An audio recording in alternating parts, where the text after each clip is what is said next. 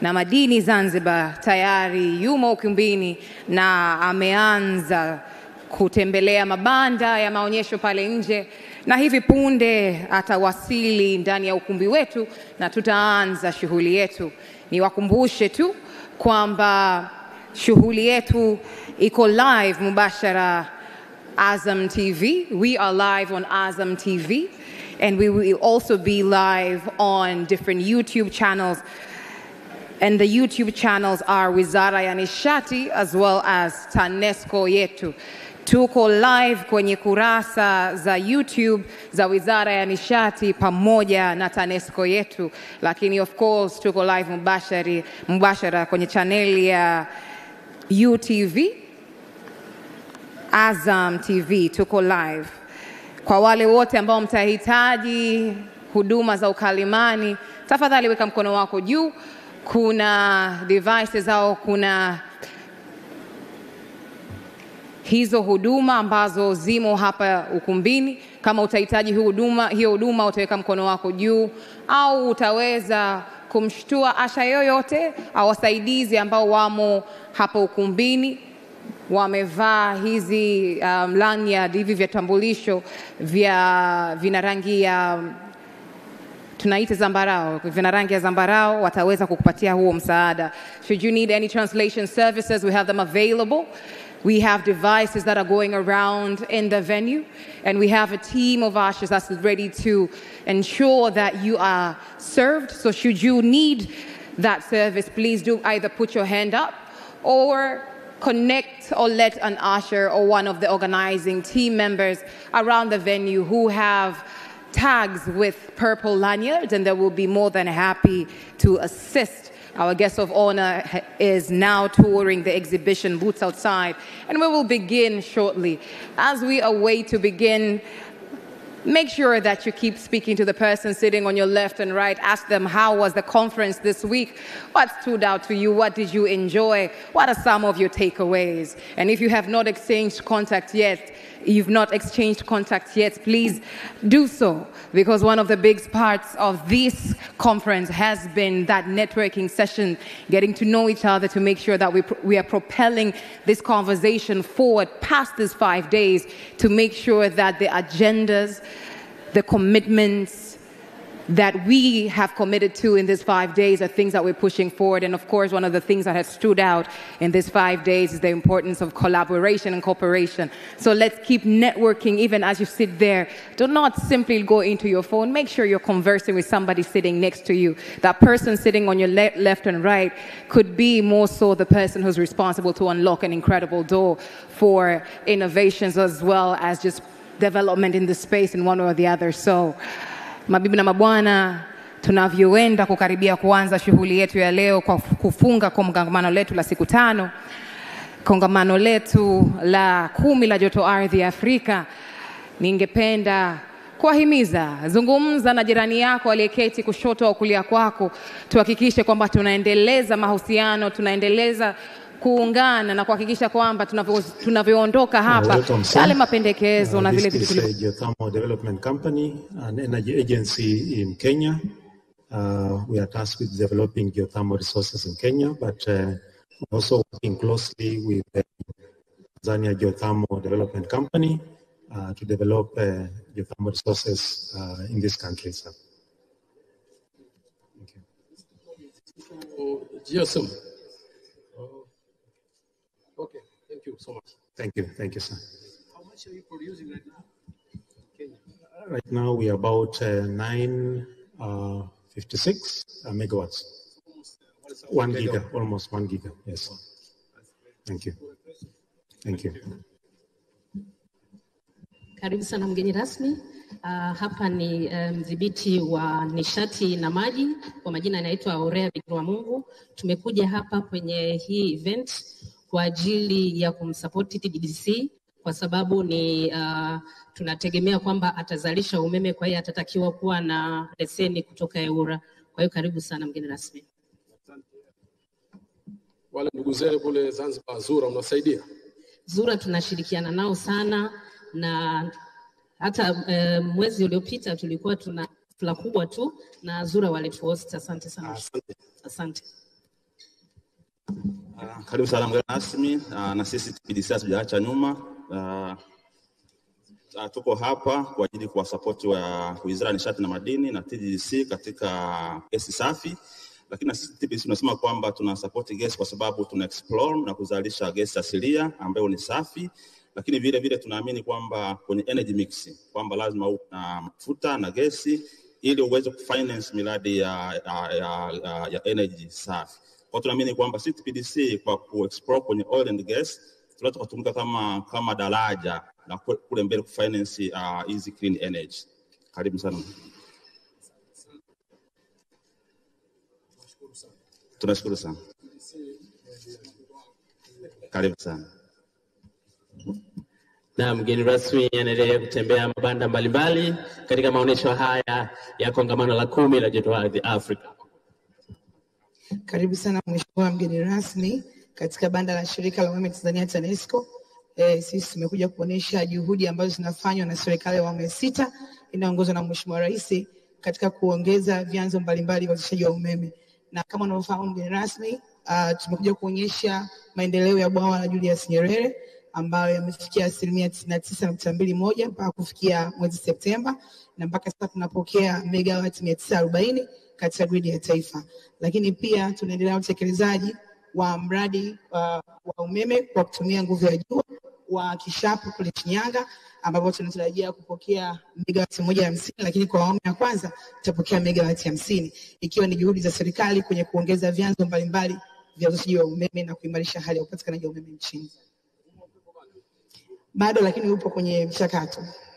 Vipi, uwezo wa umeme umepungua? Hapana. Karibu sana. Asante.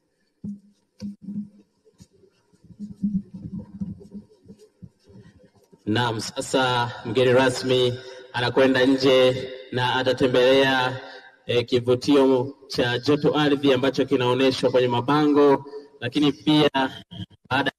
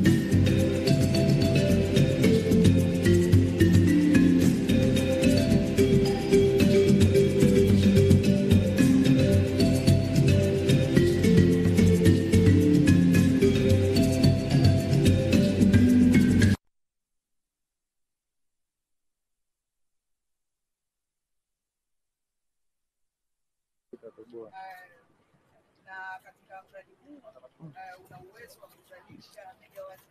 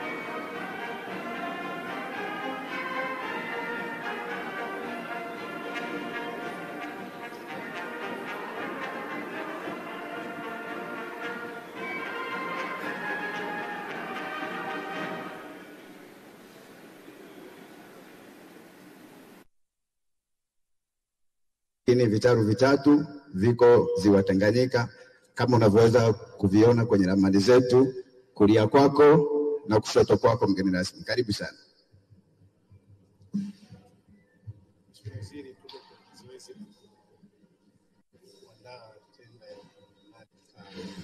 Okay. Kama ambavyo mnavyofanya kule Zanzibar. Last week, 2 weeks ago, tulikuwa na timu yangu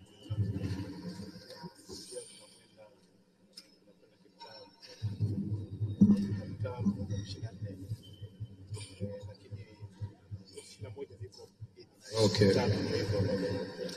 Asante sana. Niwashukuru. Kazi endelee. Asante sana. Karibu sana. Ile shati ili tuweze kurahisisha maisha yetu wa Tanzania. Na nimefurahi kwa sababu kuna mashirikiano makubwa Pura na uchumi wa buluu. Najua hilo. Maana hapa ukiangalia unasema hawa watashirikiana na Zura, lakini hapana. Mnashirikiana na uchumi wa buluu. Kwa hiyo asanteni sana na hongereni sana. Mzidi kushirikiana ili nchi yetu ipate maendeleo kwa pamoja. Asante. Asante sana. Asante sana.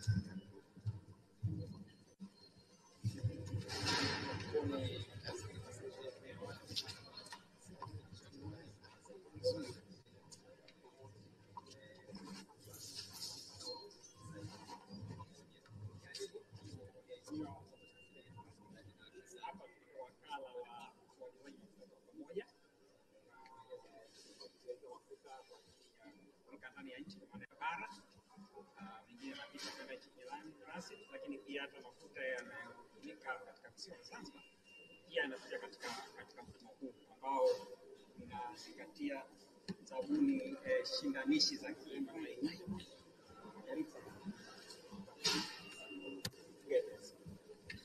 Asante. Mimi nimefurahi zaidi kwa sababu hata kule Zanzibar wana mfumo huu wa bulks procurement, lakini kidogo kuna jambo hapo mkutane kule mweke sawa. Muda mwingine bei huku inakuwa iko chini, kule inakuwa iko juu. Sasa kuna issue hapo, wale taji wanasema kuna issue ya kodi. Sasa najua mkikutana mtaweka sawa. Naomba mkutane ili mweke sawa hilo jambo, mambo yaende vizuri. Asante.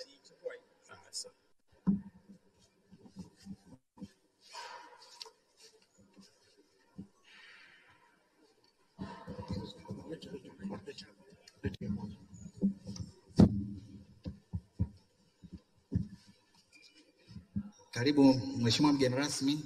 Banda hili kuna kampuni mbili tanzu za TANESCO, ambayo kampuni ya kwanza ni TIDICO ambayo ni mkandarasi anajihusisha na ujenzi na ukarabati wa miundombinu ya kusafirisha na kusambaza umeme. Katika miundombinu hiyo ina maana tunajenga laini kubwa zile za kusafirisha, tunajenga laini ndogo za kusambaza na pia tunajenga vituo vya umeme. Tunafanya kazi tunazopewa na kampuni mama, tunazopewa pia na serikali, na pia huwa tunashiriki kwenye tenda za makampuni mengine, kwa mfano REA. Pia tunafanya kazi za makampuni binafsi na taasisi nyingine za umma. Karibu sana. Sasa naomba nimpe mwenzangu naye upande wa kampuni ya kutengeneza nguzo za zege. Asante Mheshimiwa mgeni rasmi, karibu sana. Sisi ni kampuni tanzu ya TANESCO ya kutengeneza nguzo za zege. Kwa majina tunaitwa TCPM, kwa kirefu Tanzania Concrete Pole Manufacturing Limited. Mheshimiwa mgeni rasmi, kwa sasa tumeshajitahidi kwa sababu tulianza kudili kwanza na hao wawekezaji binafsi, lakini sasa hivi tuna mpango wa kujenga kiwanda chetu wenyewe.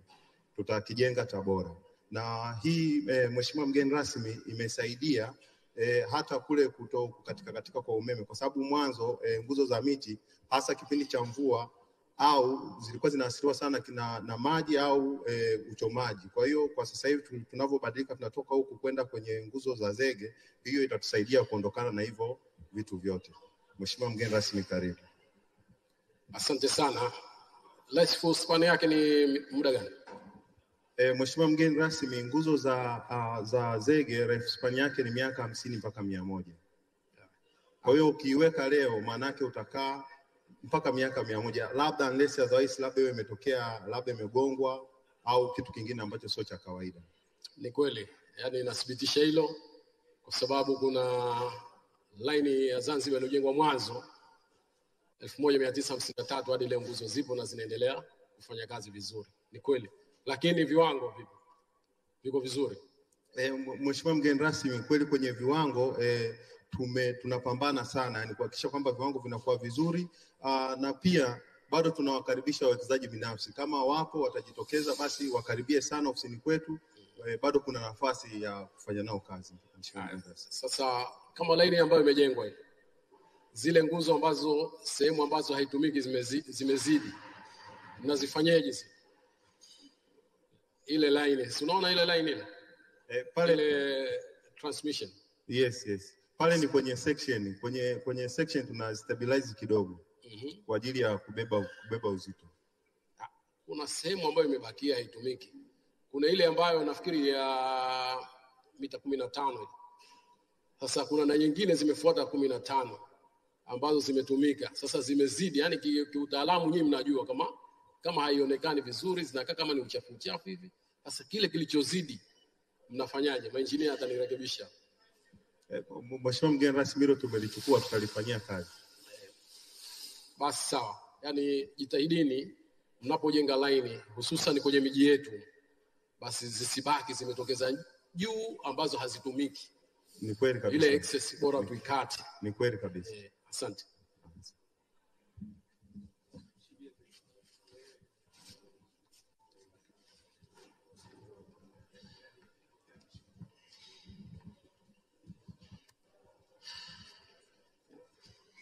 Karibu mgeni rasmi. Kwa majina naitwa Advera Mwijage, ni mkurugenzi wa teknolojia za nishati jadidifu na mbadala, niko wakala nishati vijijini. Sisi pia kama wakala nishati vijijini tumehudhuria kongamano hili la 10 kwa lengo la kutoa elimu kazi gani ambazo serikali imewezesha wakala ili wananchi waweze kupata huduma ya nishati vijijini.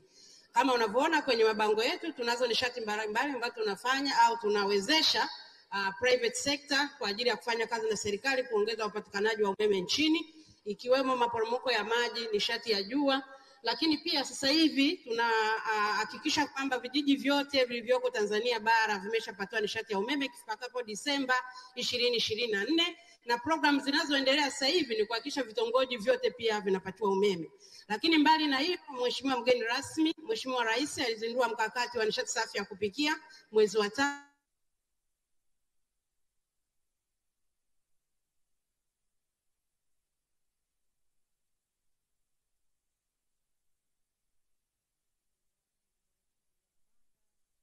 Nje na anakaribia kuingia ndani ya ukumbi hivi.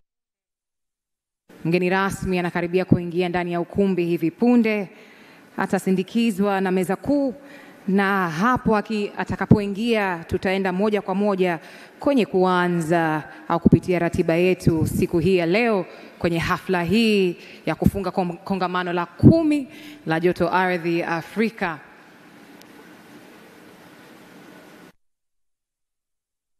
Shule mbalimbali za sekondari. Karibu sana.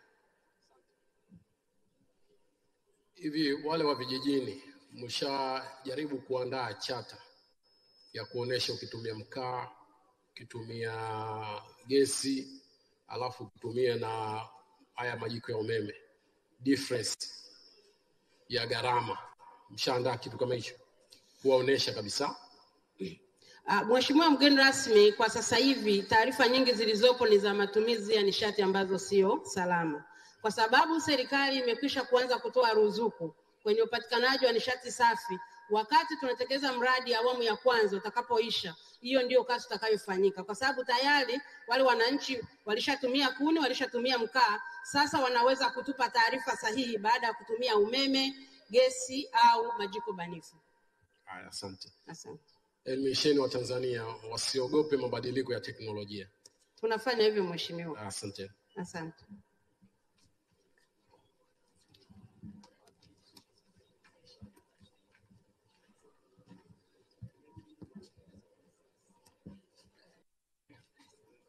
Ya mheshimiwa mgeni rasmi, karibu. Thank you so much. This is UNEP booth, and we have been championing the African Rift Environment Facility Development Facility, ARGeo, since 2011 up to now.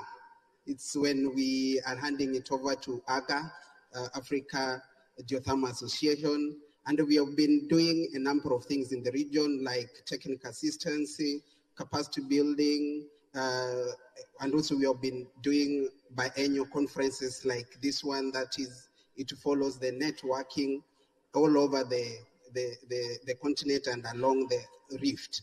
So we are very much happy to be here, and we are very much happy to partner with several countries in Africa so that we can champion geothermal development in the region and also to extend it. Mostly geothermal is known for power generation, but currently we want to also to push for direct use applications in several productive sectors in the region. Thank you so much. Thank you so much. Thank you.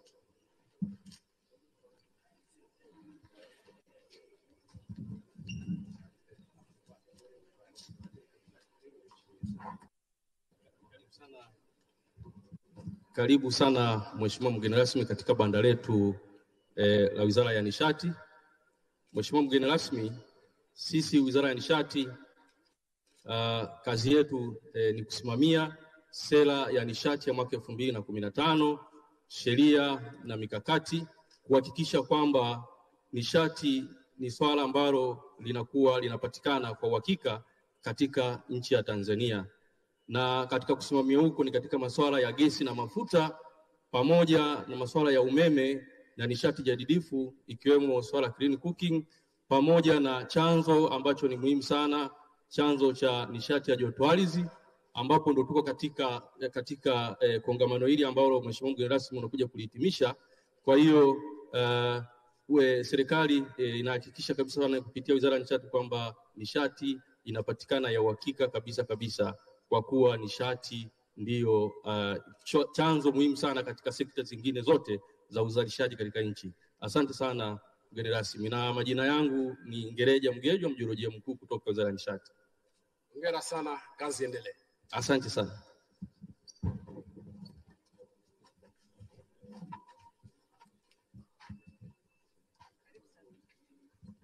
Mheshimiwa mgeni rasmi, karibu sana katika banda letu la kampuni ya uendelezaji wa joto ardhi Tanzania. Kampuni hii ni moja ya kampuni tanzu za shirika la umeme Tanzania na imeundwa hususan kwa ajili ya kuharakisha maendeleo ya joto ardhi hapa nchini.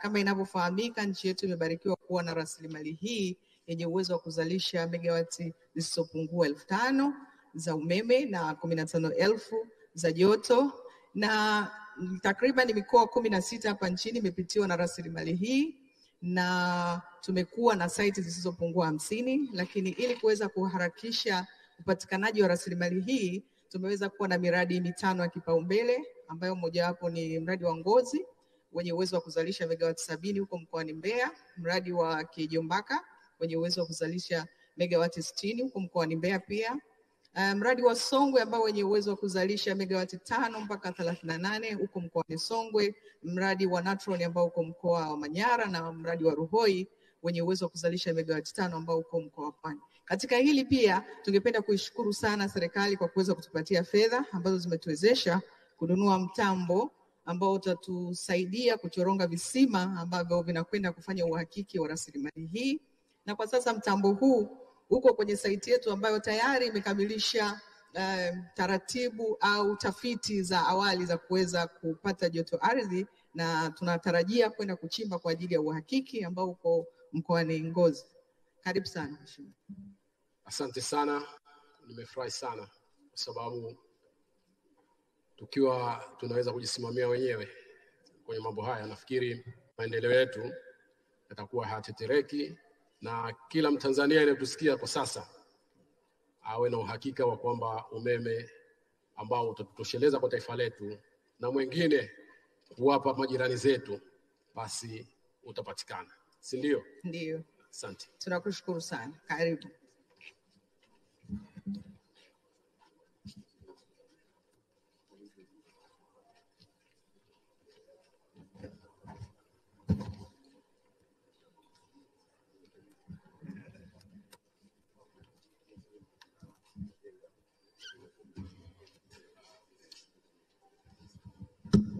Good afternoon, Honorable. We're from a company called Sequent. We go throughout the world supporting companies and government agencies that are doing geothermal exploration, helping them to build conceptual models. We also do a lot of capacity building throughout the continent as well for people that are into exploration, looking for new resources, particularly for this particular conference, geothermal. But we also do go beyond that and do groundwater exploration as well as other types of energy sources that we're into as well.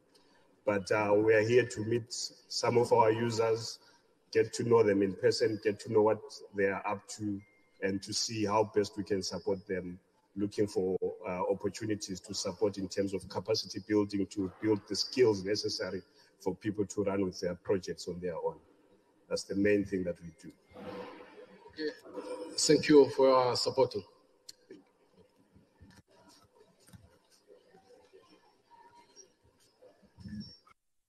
Tunaendelea na ziara ya mabanda. Tuna exhibitors kutoka Tanzania lakini pia nje ya Tanzania. Sasa hivi kwa kwenye banda la CRDB. Kijani na benki ya CRDB kwa kupitia mfuko wa mazingira unaitwa Green Climate Fund, ni benki pekee ambayo imekuwa imepata ithibati, yani tumekuwa accredited. Kwa sasa tuko kwenye hatua za mwishoni kabisa. Tumepeleka mradi pamoja na watu wa TGDC kuhakikisha tuna support mradi wa Ngozi. Lakini pia mgeni rasmi CRDB tumeissue hati fungani ya kijani inaitwa Green Bond, ambapo tuna zaidi ya dola bilioni 170. Hizo zitasaidia katika kusaidia watu walio katika maeneo ambayo tunasema downstream katika maeneo ya hapo. Pamoja na hapo pia tumekuja kwenye kusupport hivi katika maonyesho haya katika transaction mbalimbali ambazo watu wanakuwa wakiandikisha, na tunawakaribisha wote na furahi sana kwa karibu sana mheshimiwa. Shukran, asante sana. Kazi endelee. Amina, asante.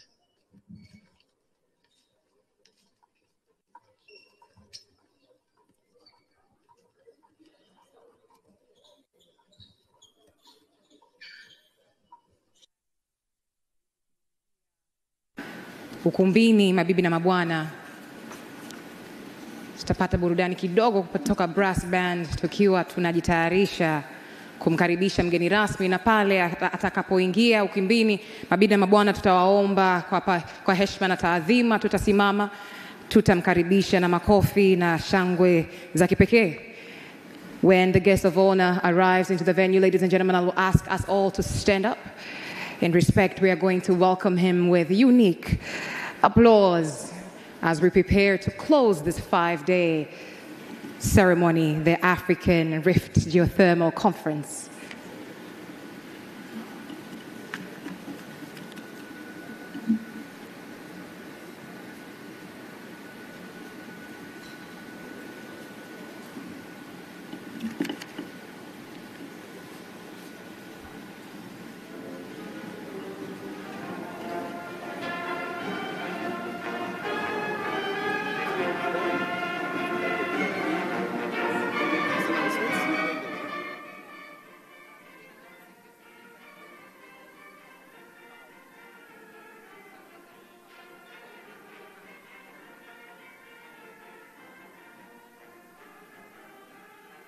you announce this?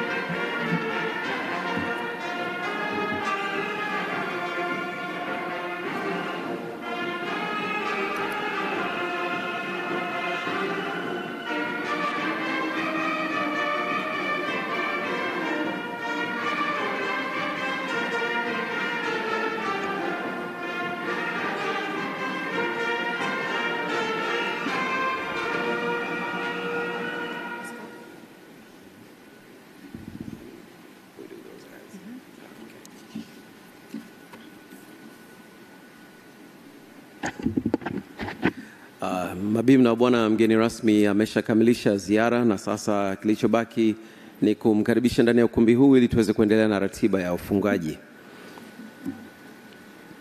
Tunapatikana mubashara Azam TV kupitia channel ya UTV.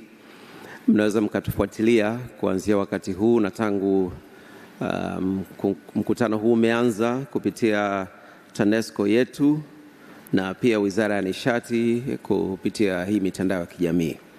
Na hata tunavyoendelea hapa mnaweza mkaendelea kufuatilia kwa yale matokeo baada ya kikao. Natumaini kwamba kila mnavyopiga picha kumbukumbu ambazo mnaweka kwenye mitandao ya jamii na haswa X ambapo labda kutakuwa na wasomaji wazuri na wafuatiliaji wazuri wa masuala ya maendeleo, mtakuwa mnatumia hashtag yetu, si ndio? ARGE-C10 Tanzania kama neno moja. Naomba tafadhali kwenye yote ambayo mtaandika muweze kumention hivyo ili iweze kusambaa sehemu mbalimbali. Pia itakuwa ni kipimo kwetu kizuri cha kuweza kufahamu ni kiasi gani imeweza kuwafikia watu wengi zaidi kutoka kwenu. Pili kabisa, vifaa vya utafsiri. Sasa nazungumza Kiswahili hapa ambayo haipo, lakini channel number 1 ni Kiingereza English, channel number 2 ni Kifaransa French.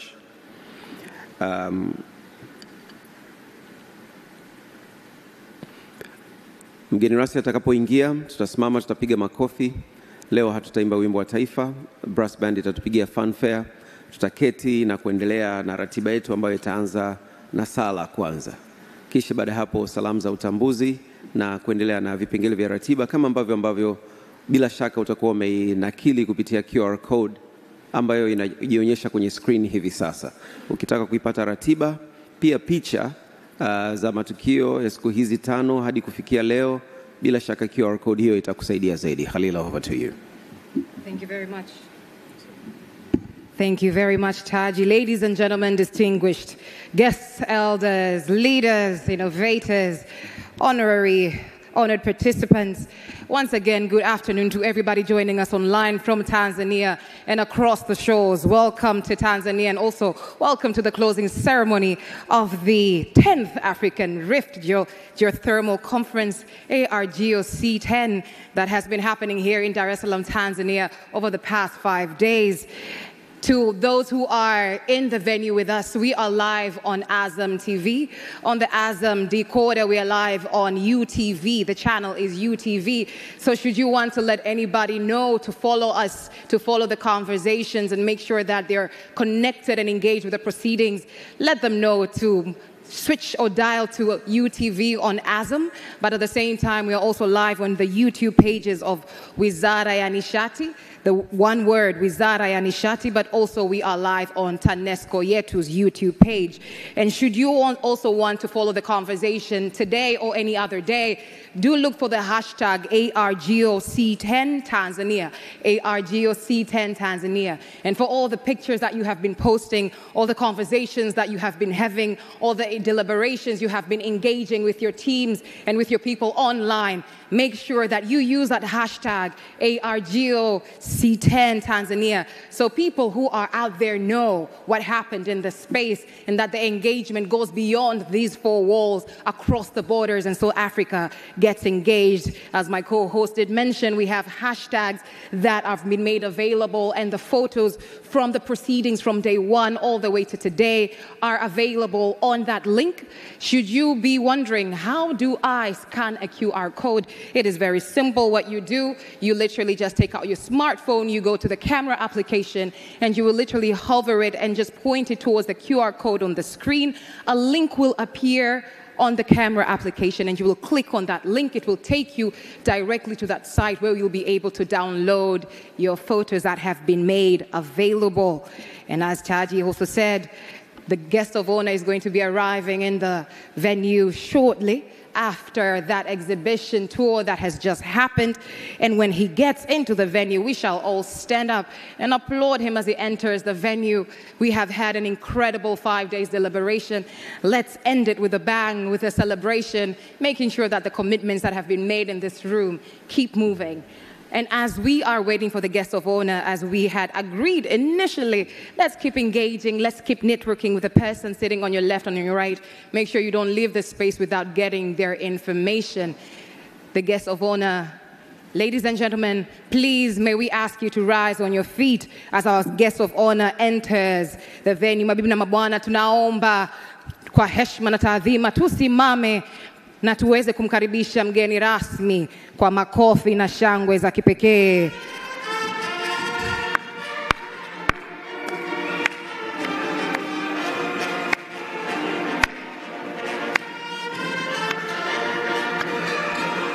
Mabibi na mabwana, Honorable Shaibu Hassan Kadwara, Waziri wa Maji, Nishati na Madini Zanzibar. Honorable Shaibu Hassan Kadwara, Minister of Water, Energy and Minerals Zanzibar. Makofi kwake, mabibi na mabwana.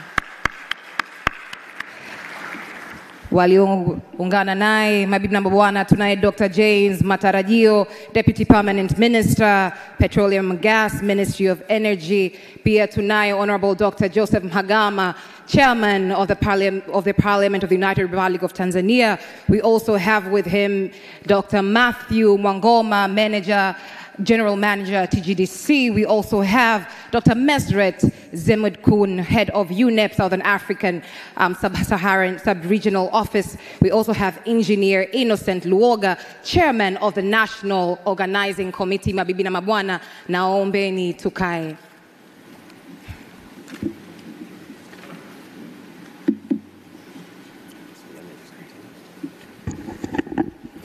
Karibuni sana na tukabidhi shughuli yetu hii ya ufungaji kwa Mwenyezi Mungu. Naomba tukukaribishe Askofu Philip Mafuja wa CCT tafadhali.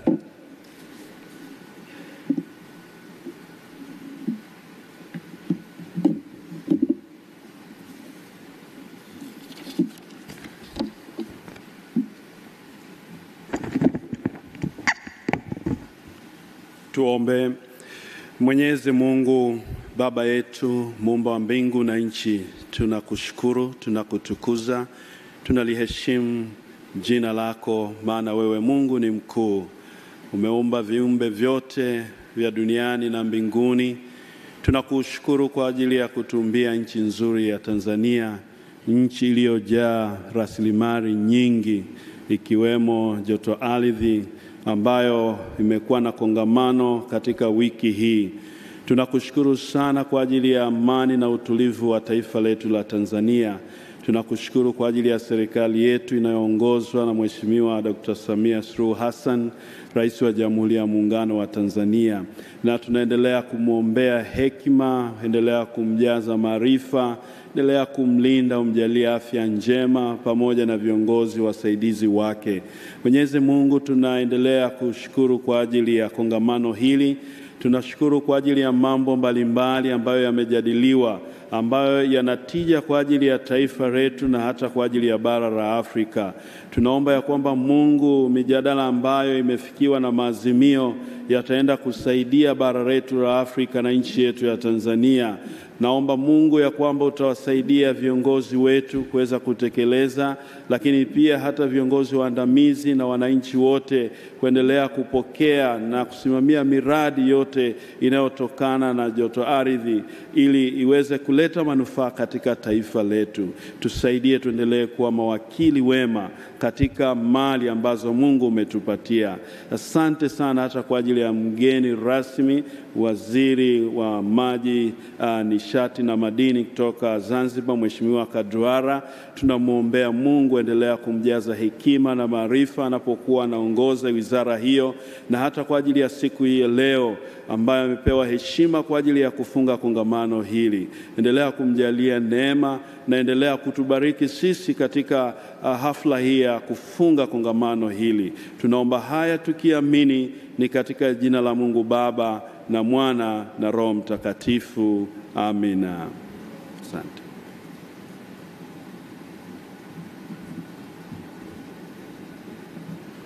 Nakaribisha Sheikh Ali Ngeruko, Kaimu Mufti kutoka BAKWATA, tafadhali kwa kutuombea dua.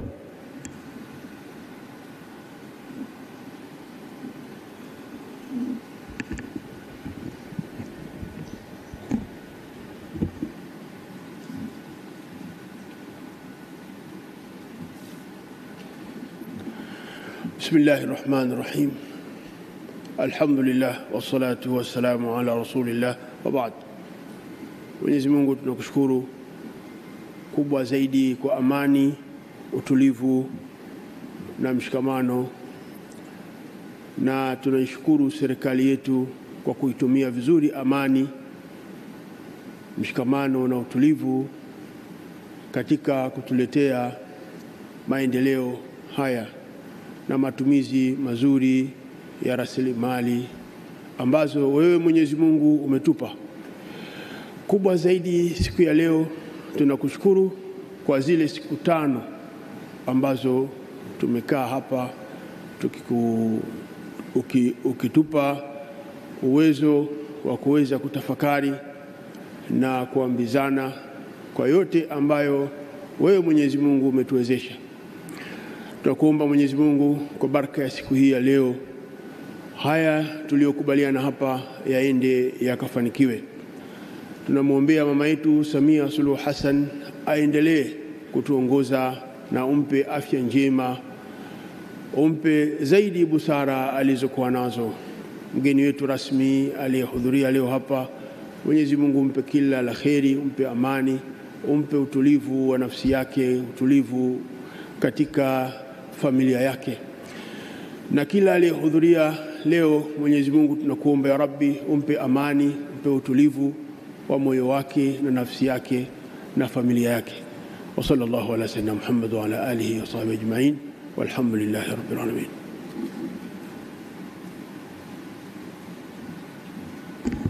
Nashukuru Sheikh Ngeruko.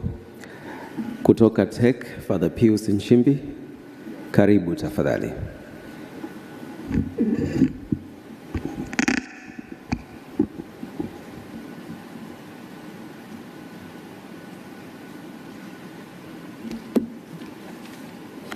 Kwa jina la Baba na la Mwana na la Roho Mtakatifu.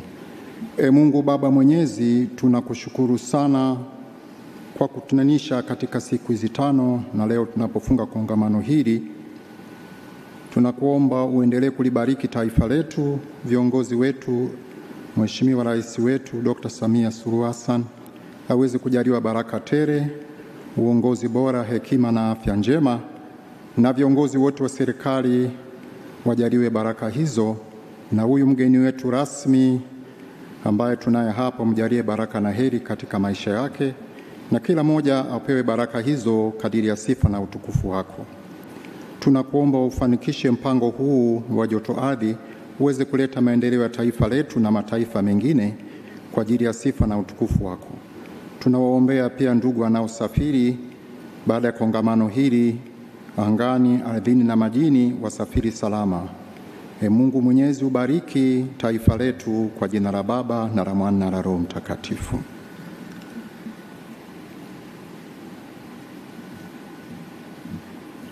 Tunawashukuru viongozi wetu wa dini kwa kutuombea.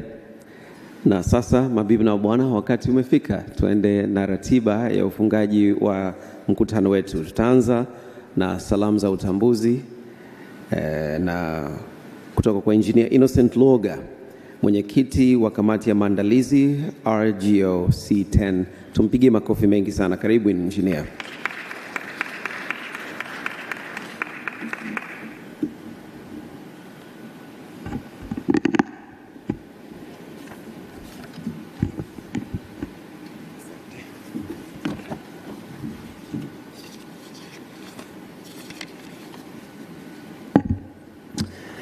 Honorable Shaibu H. Kadwara, Minister for Water, Energy and Minerals from Zanzibar, who is also our guest of honor. Dr. James C. Matarajio, Deputy Permanent Secretary from the Ministry of Energy. Dr. Mezeret, Head of United Nations Environment Program, Southern Africa, Sam Region Office. Dr.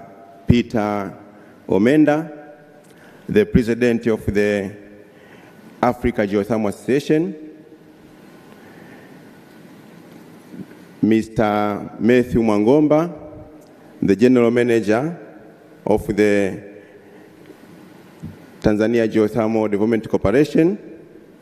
I would like also to recognize the presence of our Chairman of the Parliamentary of the United Republic of Tanzania, Dr.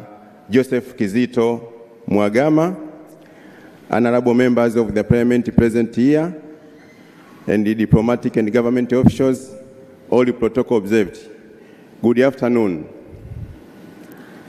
First of all, I would like to thank Almighty God for enabling us to reach the end of the 10th African Rift Geothermal Conference.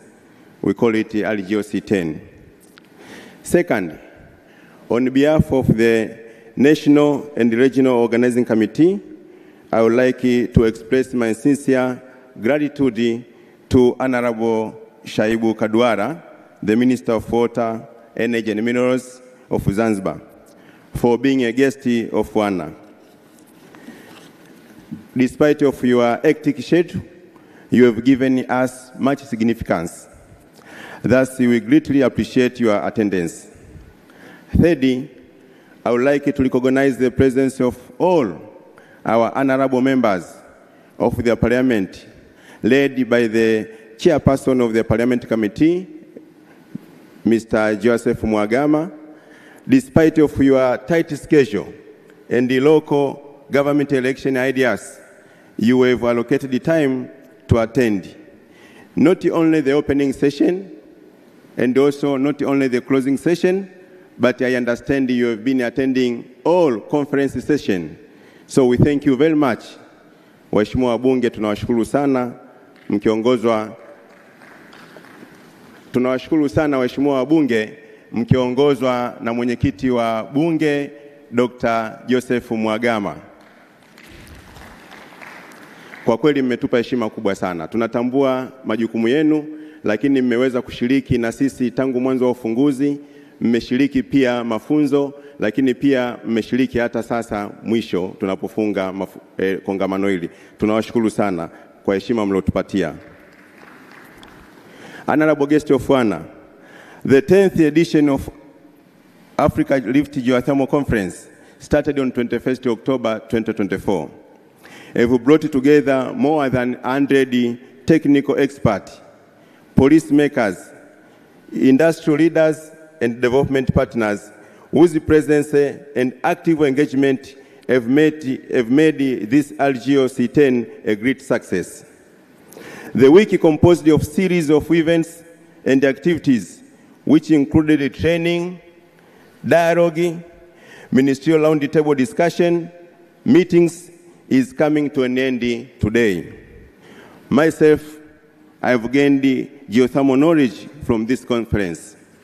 In one of the sessions which I attended, I learned simple definition of geothermal energy. Geothermal energy is heat from the earth. That is what I have learned in simple definition.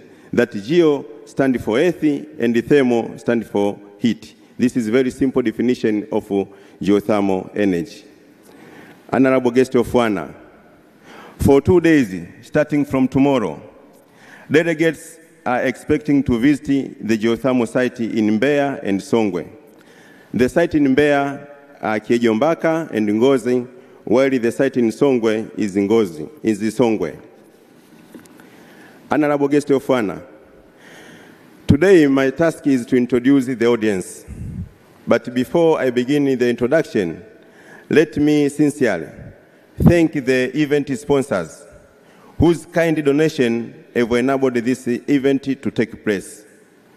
Additionally, I would like to express my heartfelt gratitude to all participants for their active participation in the conference sessions. Participants, your engagement and contribution have greatly enriched the conference, which served as a learning platform. Please clap hands for yourself, all participants. Honorable guest of honor, to conclude my remarks, it is my great honor now to introduce to you the delegates in attendance. First, I would like to recognize the presence of Honorable Joseph Mwagama, Member of Parliament and Chairperson of the Parliamentary.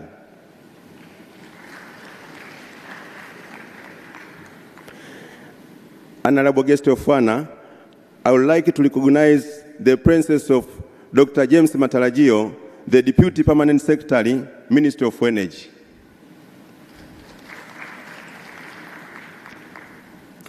I would like also to recognize the presence of Dr. Mezeret, Head of United Nations Environmental Program, Southern Africa Sub-Regional Office.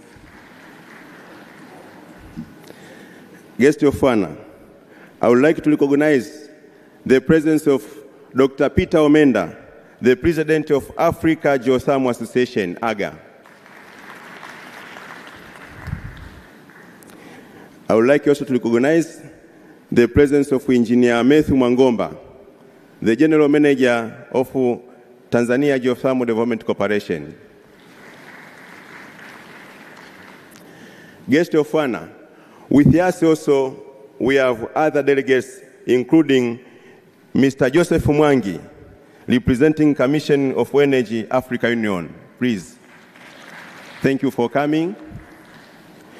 Also, we have Honorable Jafari Anur, mwakilishi wa mkuu wa mkoa Njombe. Honorable guest of honor, I would like also to recognize the chairperson of the Parliamentary Standing Committee, wawakilishi wenye viti wa kamati zetu za bunge waliopo hapa, tunawashukuru sana kwa kuja. Asanteni sana.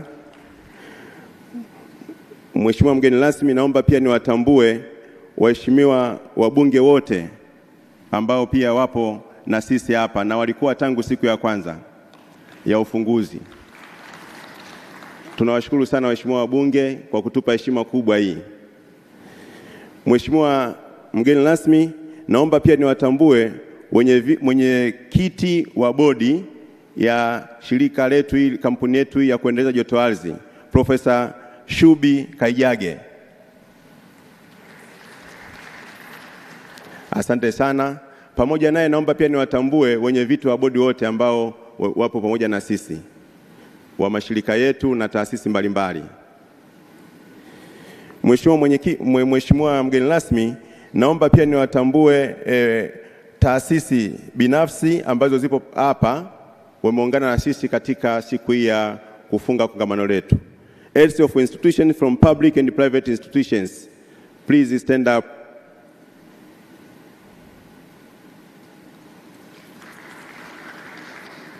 Thank you. Honorable guest of honor, I would like to recognize the sponsors of this ARGeo-C10. Allow me to mention them and let them stand up so that we can see them.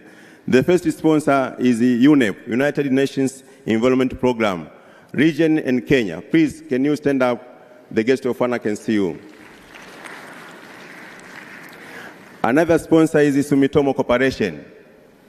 Sumitomo Corporation. Thank you for your support. Another, GEOEnergy. GEOEnergy, thank you. We have also Tigo Business, who has facilitated networking during the whole time of this conference. Thank you. Another one is the 4NX Geophysics. They've been also supported in this conference. Sequent, they've been supporting this conference. Lentco Asset Leasing, but also the New Zealand Africa Geothermal Facility. Honorable guest of honor, naomba pia nitambue sponsors ambao wameshiriki kwa kiasi kikubwa kabisa katika kufanikisha kongamano hili, ambao ni Wizara ya Nishati pamoja na taasisi zake zote. Naomba taasisi zote zilizokuwa chini ya Wizara ya Nishati pamoja na watumishi wa Wizara ya Nishati wakiongozwa na mwenyewe naibu katibu mkuu ambao wamefadhili kongamano hili wasimame ili tuweze kuwaona kutokana na kazi kubwa walioifanya.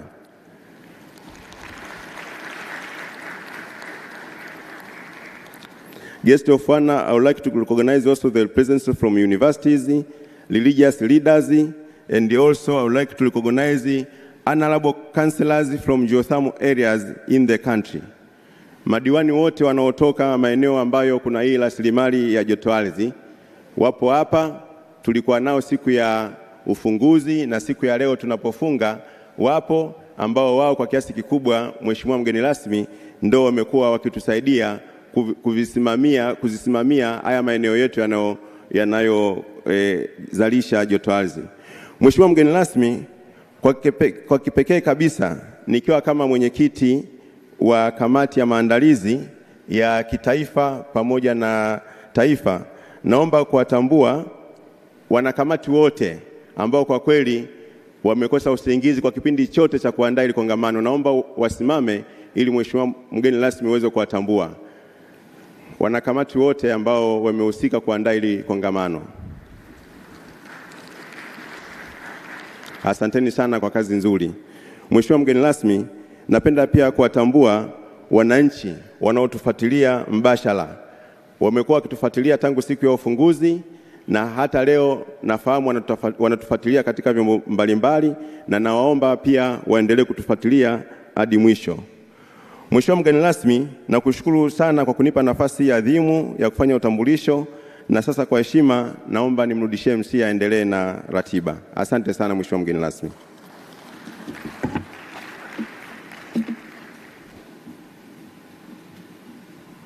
Another hand of applause to the chairperson of the National Organizing Committee. Jamani, wamefanya kazi nzuri, mpigeni makofi yaliyoshiba. Ndio, namna hiyo. Ladies and gentlemen, mabibi na mabwana, we did hear that, after this conference, we have our guests who are going to be heading to visit the sites in Songwe and Mbeya. And of course, as the chairperson did mention, we do have a leader from Rungwe. Tunaye mkuu wa wilaya ya Rungwe anayemwakilisha mkuu wa mkoa wa Mbeya, Jafar Hainu, ambao yuko nasi. Na of course, tunajua kwamba kuna wakilishi kutoka hapa wataenda Songwe na Mbeya baada ya hapa. Jamani, tupige makofi kwa kamati ya maandalizi. Yes, namna hiyo. We have had 5 days of great conversations, honorable guests of honor. But from those conversations, from the trainings, the dialogues, the ministerial roundtables, the discussions, the meetings, we have had great key resolutions, takeaways and recommendations. Tumekuwa na mijadala siku hizi 5, tumekuwa na mazungumzo mazito, tumekuwa na malumbano ya hapa na pale, lakini mwisho wa siku tuna mapendekezo, tuna matokeo ya hizi siku 5 ya hiyo mijadala, na inakuja kuwasilishwa hapa, mabibi na mabwana, yanakuja kuwasilishwa na Bi Uwera Rutagarama kutoka Africa Geothermal Association. Tutakuja kusikiliza na kuelewa baada ya hapa tunaenda kufanya nini kwa pamoja, tunahakikisha vipi lile gurudumu la maendeleo ya mchakato wa geothermal Afrika unaendelea. Jamani, makofi kwake Uwera Rutagarama.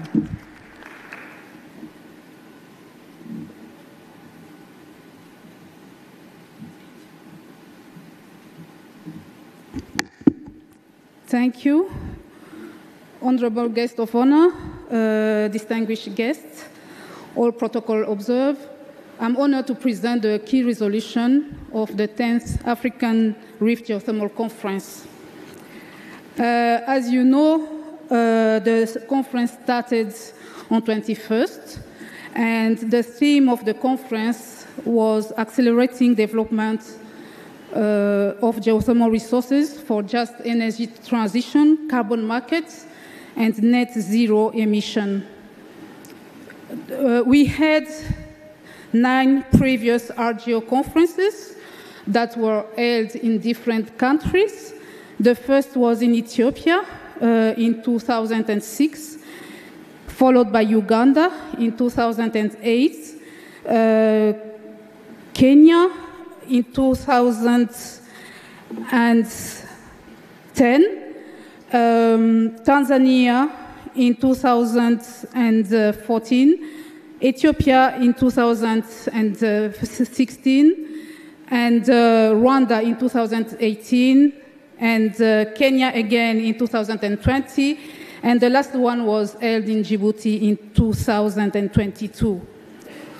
This conference was hosted by the government of Tanzania through the Ministry of Energy and co-organized by the United Nations Environment Programme, UNEP, and the Africa Geothermal Association. A total of about 600 participants attended the conference. This included ministers, government decision makers, ambassadors, directors and staff of geothermal energy entities, and government ministries, and the general public from most of the 14 ARGeo countries. The participants came from more than 26 countries of the world. So for the conference statement, the participants expressed their appreciation to the governments of the United Republic of Tanzania for hosting the conference and organizing this outstanding and excellent 10th African Geothermal Conference in Dar es Salaam, Tanzania. The participants also expressed their appreciation to the United Nations Environment Programme for co-organizing and providing technical support to this conference. Honorable guest of honor, during the pre-ARGeo conference, the ARGeo member states sitting in the 13th steering committee meeting on 22nd October appreciated UNEP and endorsed the transformation of the ARGeo program, which is project-based platform, to a mature African-led and owned institution, Africa Geothermal Association. Further, during the ministerial roundtable discussion that took place on the first day of the conference on 23rd October 2024, the ministers appreciated UNEP's efforts and welcomed the transformation of the ARGeo program to AGA, which is the African Geothermal Association, and expressed their willingness to support as well as working with AGA in the pursuit to achieve African Union Agenda 2063. Honorable guest of honor, the participants, being aware of the substantial potential of geothermal energy resource in the African continent, estimated that more than 20 gigawatts electric and 5 terawatts of thermal across the continent, realizing that shortage of energy supply for lighting and other productive uses in the African countries has inhibited socio-economic transformation in the region. Considering that African countries desire to explore, develop, and utilize their own and indigenous geothermal resources to diversify their energy mix in the context of contributing to the just energy transition, carbon market, and net zero emission, recalling the various resolutions of the previous ARGeo conferences, recognizing again the transfer of the UNEP project-based ARGeo platform to AGA that endowed a wide range of African professionals, including geoscientists, engineers, financiers, and environmental experts.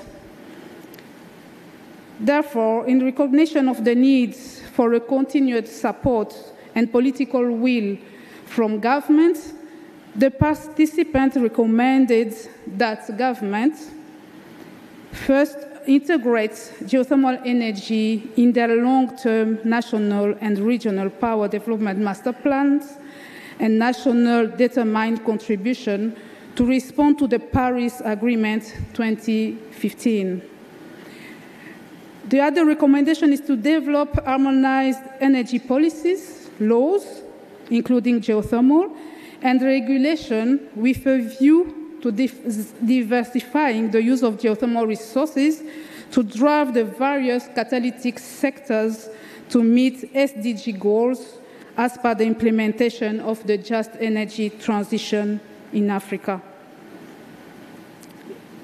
Further, to allocate adequate national budget funds for exploration and development geothermal resource to mitigate the risk of resource exploration to attract investment in terms of public-private partnerships.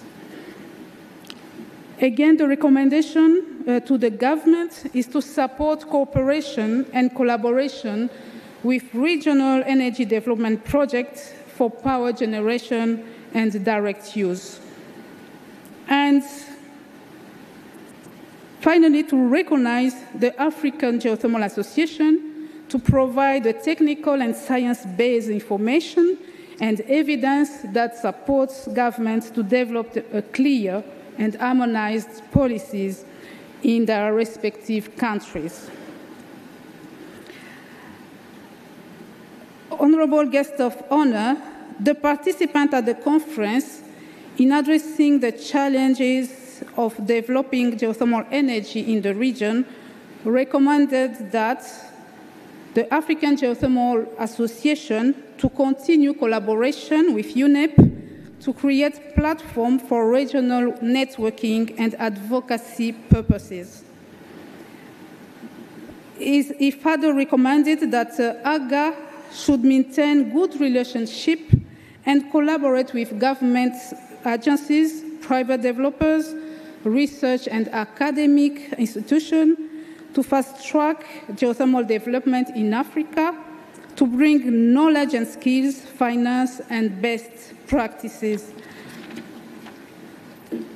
The other recommendation is for AGA to mobilize resources for technical, policy, and professional support to countries.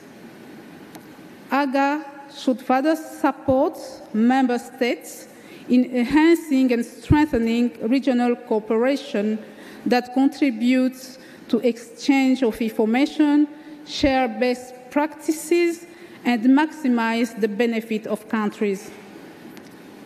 ARGA, in collaboration with intergovernmental organizations such as the African Union Commission and UNEP, should provide technical advisory support on implementation of various energy and climate policies that are beneficial to African countries. ARGA should provide technical support and capacity and skill development to countries in project development to assess various climate finances and risk mitigation facilities such as GRMF. Further, ARGA to promote South-South cooperation on geothermal research and development within the region. ARGA to serve as repository of data and platform for exchanging and publishing any geothermal-related information.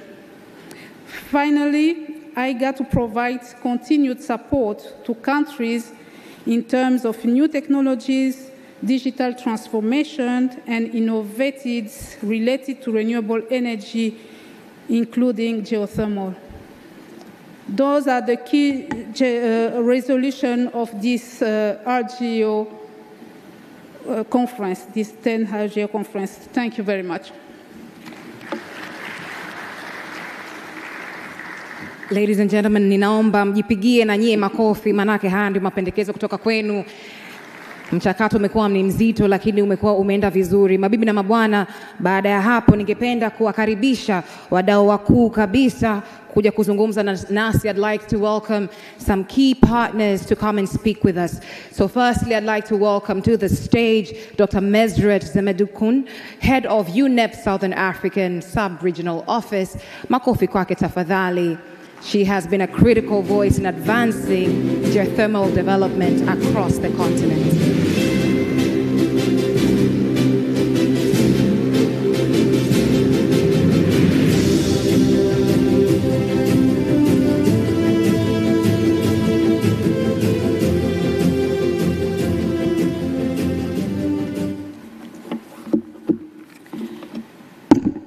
Thank you very much, Program Director. Your Excellency, Honorable Sharibu Kadwara, Minister of Water, Energy and Minerals in Zanzibar, and Honorable Deputy Prime Secretary, and all protocols as observed, and distinguished ladies and gentlemen. On behalf of my organization, the United Nations Environment Programme, and myself, and the team also from UNEP here, I would like really to express my gratitude to the government of the Republic of Tanzania for hosting and for really doing an outstanding and commendable conference, the 10th African Rift Geothermal Conference. As you heard in the last 3, 4, 5 days, I have a witness to show that starting from 2006 till today, the 10th one, I have been there. Here, the commitment, the political will, the readiness, the ownership from the high level down to the expert level is very, very impressive. For me, not only as a representative of UNEP, as an African and geothermal professional, I really felt so proud of you and this country to see such kind of commitment. This actually, for all of us, be a very high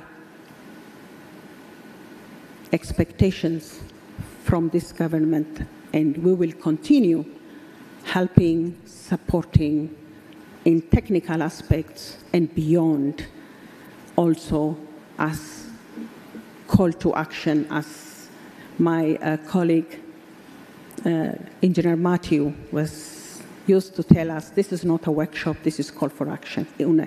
it's ended its call for action.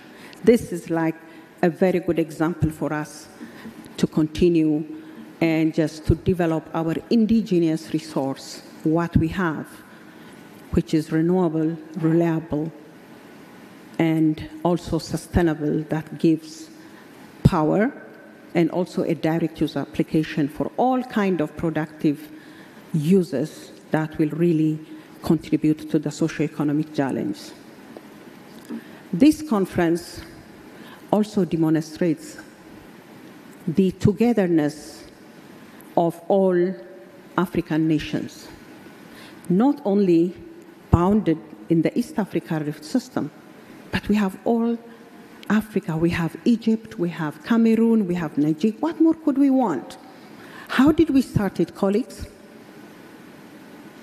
We were maybe 40, 45 when we started it in 2006. Today, we are just seeing such kind of gathering to really accelerate this geothermal resource.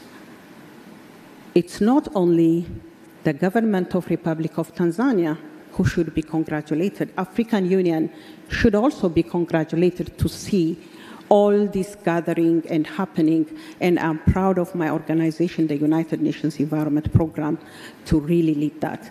Could you please join me in applauding to them? Thank you very much. This means, but for us, ahead of us, there is a lot to do.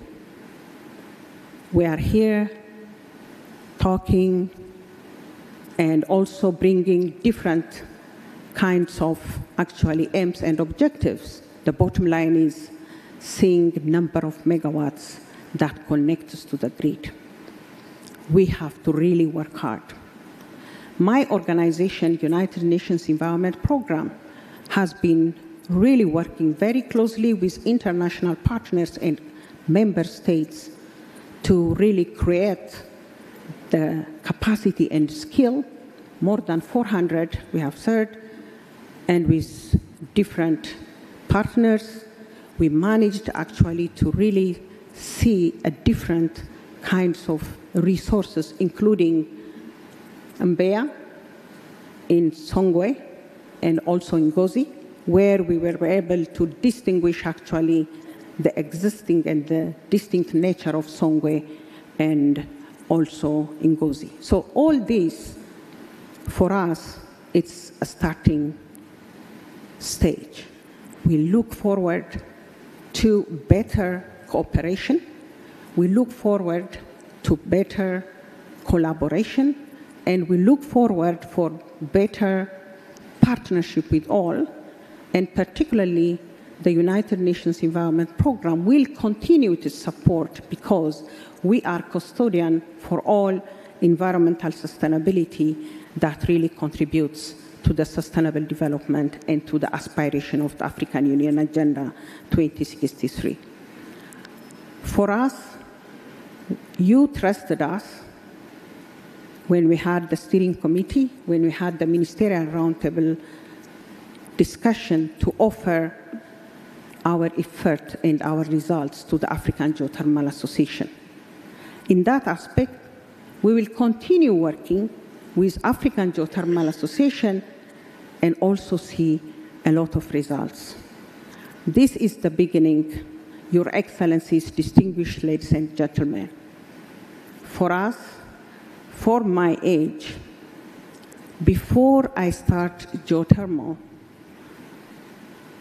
when I was a young girl, investigating all geothermal, my dream was to see my country and my continent blessed with all these geothermal resources. But till today, I reached to be a grandmother, but I didn't see much megawatts. Hopefully, with different technologies and innovative solutions, I will be very much optimistic to see number of megawatts from here and also elsewhere in the East Africa Rift system. Having said this, I wish you all field trip to go home, and those who have not also going to the field trip, we look forward to working with you all in the capacity of my organization and myself, and thank you very much. Thank you very much, Dr. Mesret. Honorable guest of honor, with your permission, may I request all the speakers who are coming next, just to let you know that we're trying our best to end this closing ceremony at 4 p.m. because we do have dignitaries that need to catch some transport, to catch a train at around that time. So I'm just requesting that we all adhere to that time. Ladies and gentlemen, and with that, I'd like to bring to the stage the president of the Africa Geothermal Association, Dr. Peter Omega. Dr. Peter Omega, president of the Africa Geothermal Association.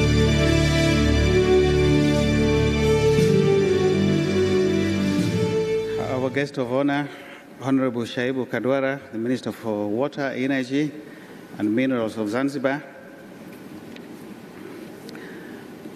Dr. James Matarajio, Deputy PS, Energy and a colleague in the geothermal sector.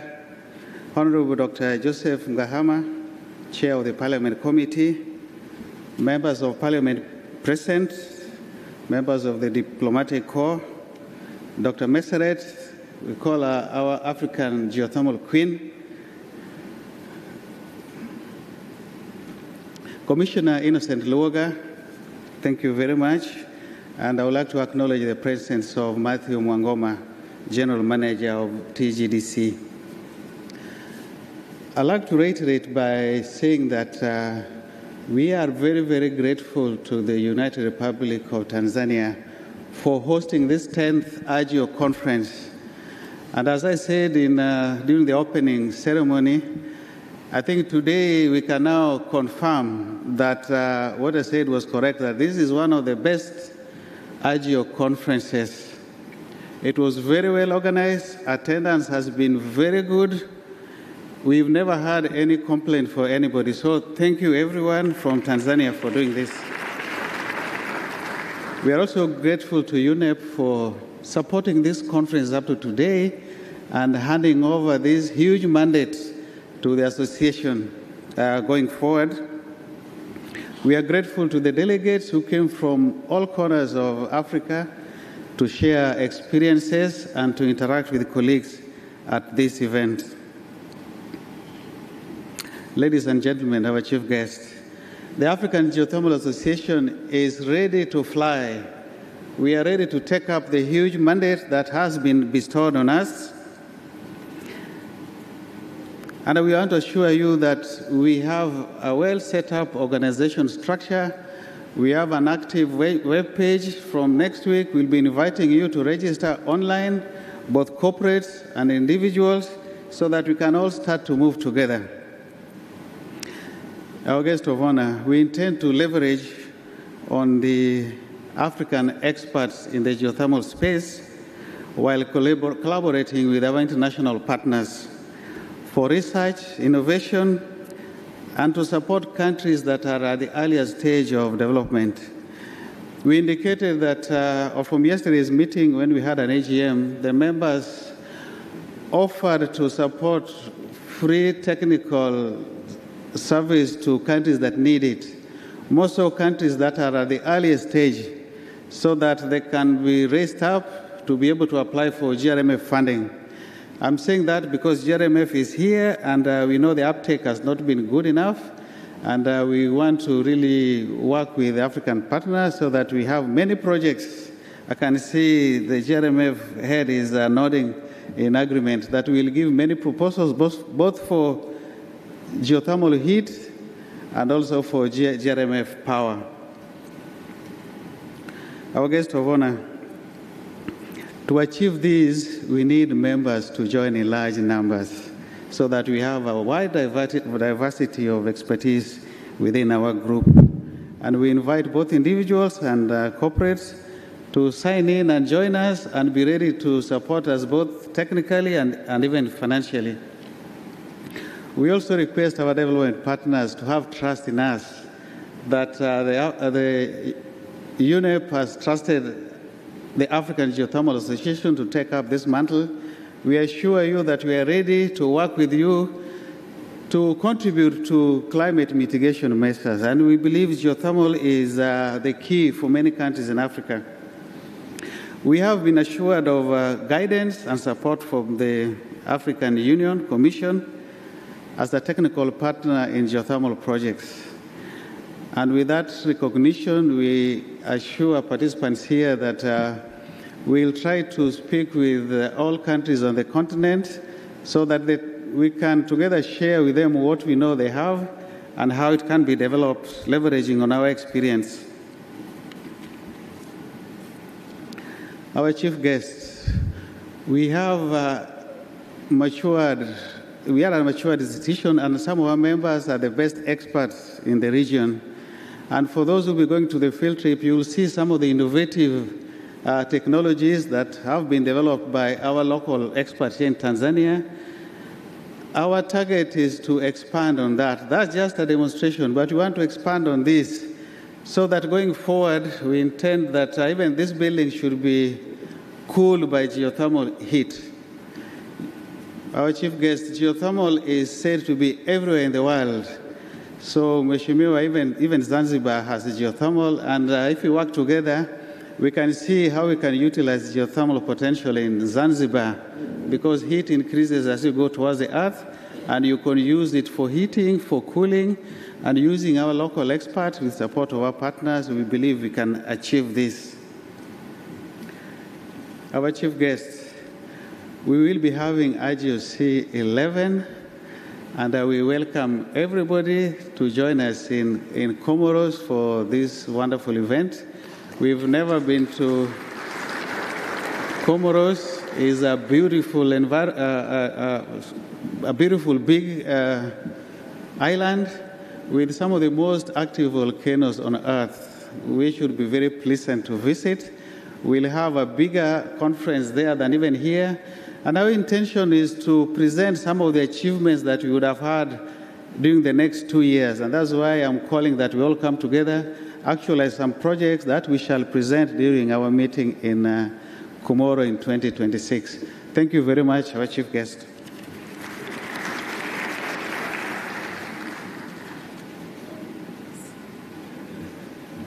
Ladies and gentlemen, another hand of applause to Dr. Peter Omenda, President of the Africa Geothermal Association. Mabibi na mabwana, we have heard that the next conference is due, and we have the Ambassador of Comoros, His Excellency Dr. Ahmad Mohamed, who will come through and speak a little bit about that. Makofi kwake, Dr. Mohamed, Dean of the Diplomatic Corps.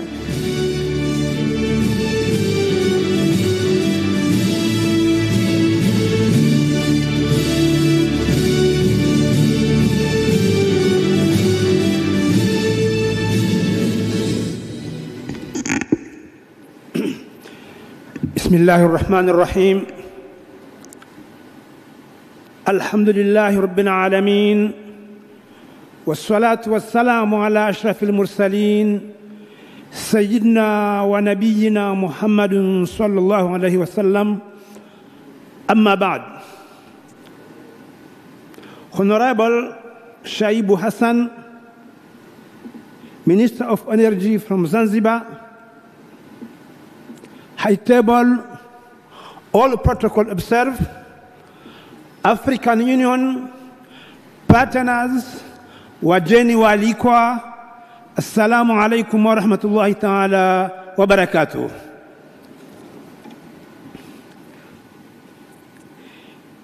It is an honor to address you today at the closing of the 10th Conference of Geothermal Energy in East African region. On behalf of the government of Comoro, allow me to first express our sincere gratitude to the government of Tanzania, our host here in Dar es Salaam, for the warm welcome and gracious hospitality extended to us since we are here in Dar es Salaam. We also commend the SIMS organization of the conference by EU, UNEP, ARGeo, and others partner, and extended our heartfelt thanks to all sponsors for their support to make that meeting successful in that beautiful country and city at Dar es Salaam.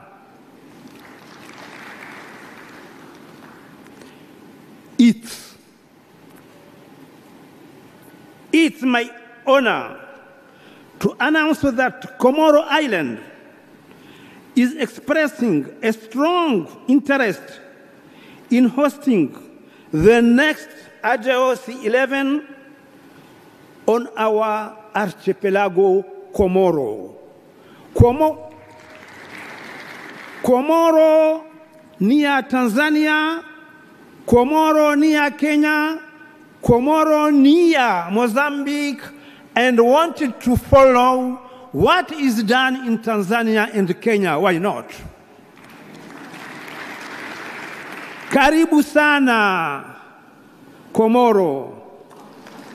We'll smile the flowers of jasmine, of cloves, vanilla, and others.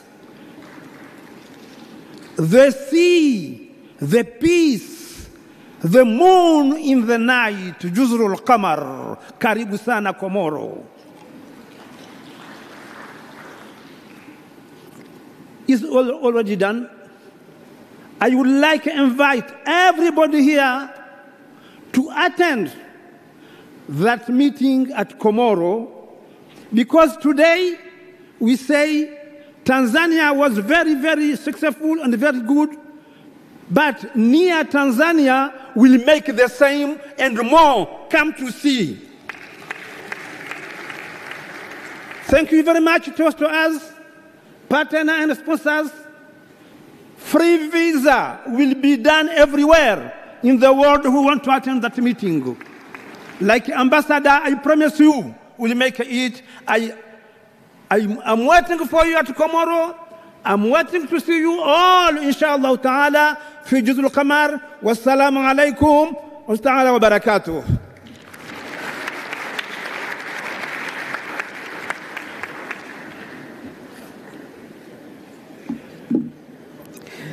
Ladies and gentlemen, put your hands together for the announcement of the next. From one island to the other, Comoro and Zanzibar. We are actually almost a single nation together. Waheshimiwa mabibi na bwana, tuendelee na ratiba yetu kabla ya kipande cha burudani, alafu tuingie kwenye kipengele cha kuwakaribisha wakuu wetu kuelekea kwa mgeni rasmi. Naomba nimkaribishe Mheshimiwa Dr. Joseph K. Mhagama, Mheshimiwa mbunge, kwa niaba ya Spika wa Bunge la Jamhuri ya Muungano wa Tanzania. Karibu Mheshimiwa mwenyekiti wa kamati ya Bunge ya Utawala, Katiba na Sheria. Makofi mabibi na bwana. Mheshimiwa Shaib Kadwara, mgeni rasmi na waziri wa maji, nishati na madini Zanzibar. Mheshimiwa Daktari James Matarajio, naibu katibu mkuu Wizara ya Nishati. Mheshimiwa Engineer Innocent Luoga, kamishna wa masuala ya umeme na nishati jadidifu. Kwa namna pekee, Mheshimiwa Kilumbe Ngenda, makamu mwenyekiti wa kamati ya kudumu ya Bunge ya nishati na madini.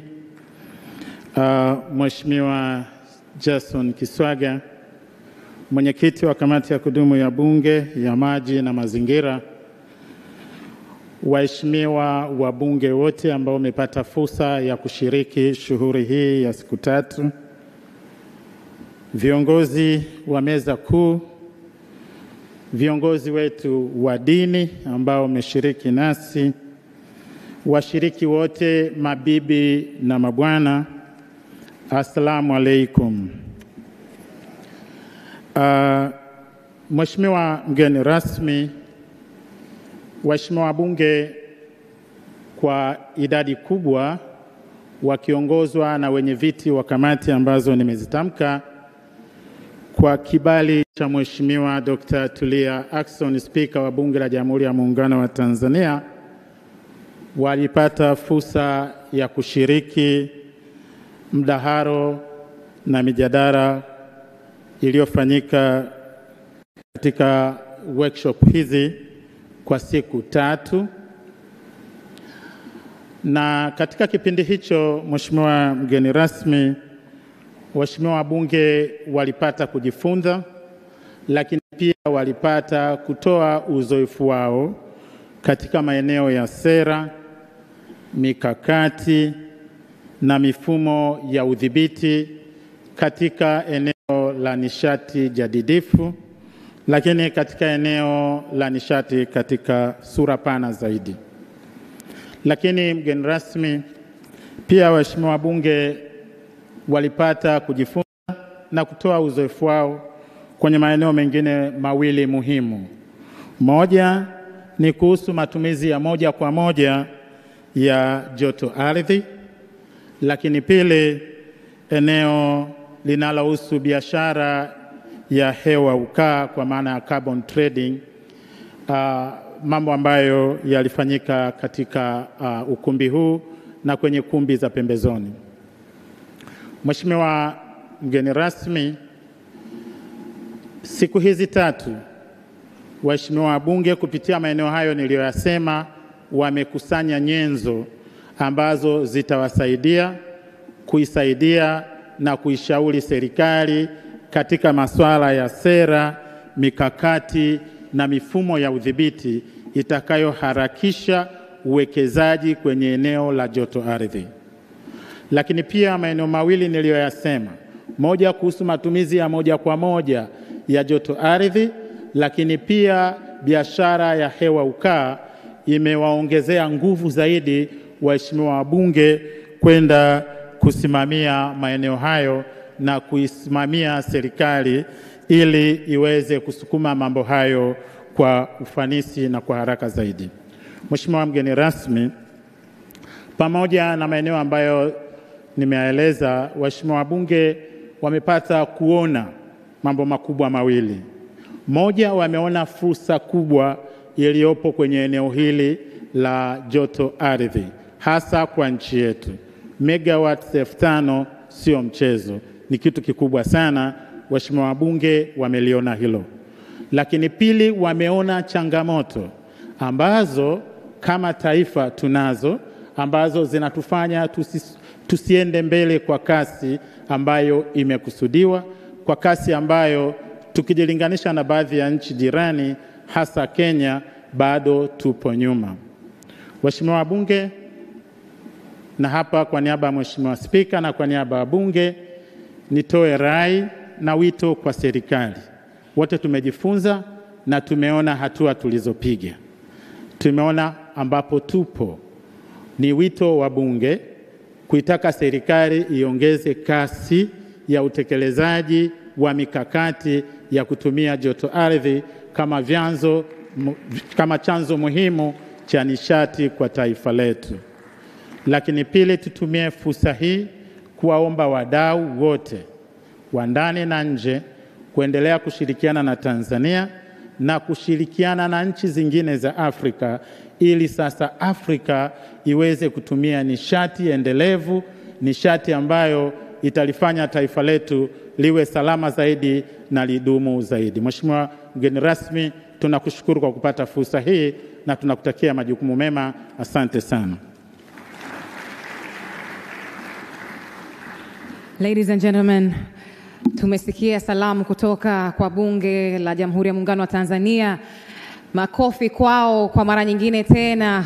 Of course wamewakilishwa na mwenyekiti hapa. Mabibi na mabwana, tunaenda moja kwa moja kwenye kupata burudani fupi kidogo tu ili tuwapatie wageni wetu ladha kidogo ya Tanzania kabla hawajaondoka, ili wanapoenda huko wakahadithie. Hata tumesikia kwamba Comoros kuna shamra zinakuja, lakini mkiondoka mjue kwamba Tanzania tuliondoka kibabe zaidi. Sasa tuna asema nimeamini we mdomo hauishi mie nimepita kuuliza karamu ya Tanzania we ni nani mpishi, mie watu wakanambia Rais Mama Samia we, ndio maana utamu hauishi we. Hongera baba hongera, hongera we baba hongera we, hongera we baba Kadwara hongera we, hoya we, kwa juhudi zako twazidi kung'ara nchini. Hongera we baba hongera we, hongera we baba hongera, hoya we. Asema mwaka niliosafiri na Bwana Juma, mwaka niliosafiri na Bwana Juma, tumbiri matangu wangu kaya chuma we. Mwaka niliosafiri na Bwana Juma we, tumbiri matangu wangu kaya chuma we, hoya we. Kaya bakisha machanga shamba nzima we.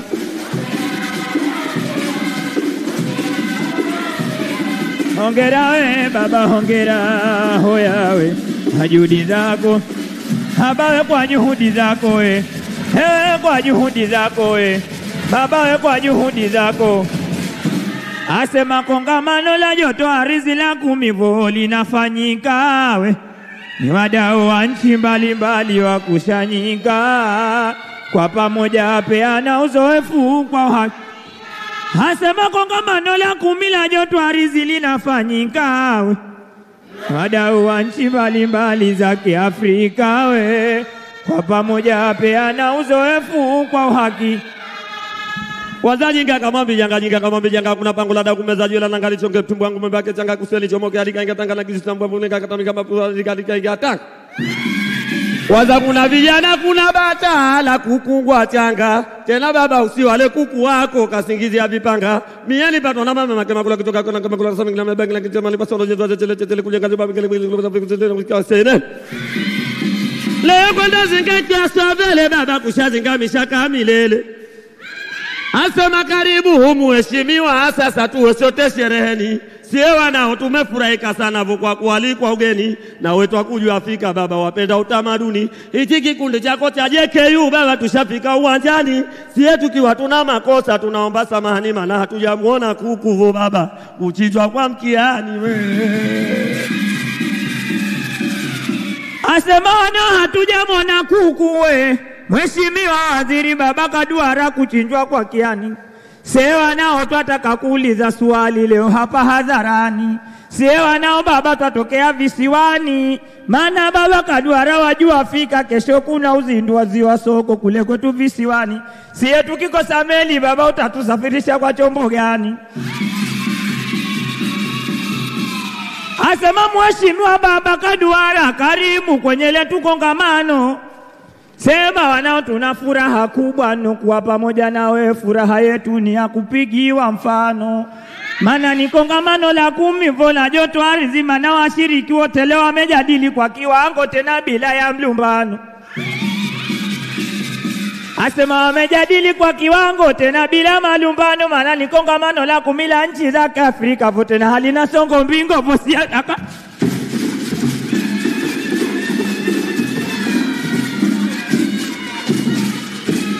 Asema pongezi zetu za dhati wasanii tunazitoa kwanza kutuwezesha liye kuinunua rigi. Asema Mheshimiwa baba Kadwara sie pongezi zetu za dhati wananchi twazitoa pamoja na wasanii, maana kutuwezesha tukainunua rigi. Sasa ardhi itachimbika tena kwa kiki joto ardhi, hapo ndipo tutaifikia ile nchi ya ahadi. Sema hapo ndipo tutafikia baba Kadwara we, ile nchi ya ahadi tena kwa maendeleo na kuongeza nguvu kwa kufukuza utawala wa mfisadi vosi yetu. Yawe. Asema Mheshimiwa baba Kadwara twatuma salamu zetu twaomba kwako zifike. Asema Mheshimiwa baba Kadwara waziri wetu setwa kujua Afrika watoka visiwani, twatuma salamu zetu twaomba kwako zifike.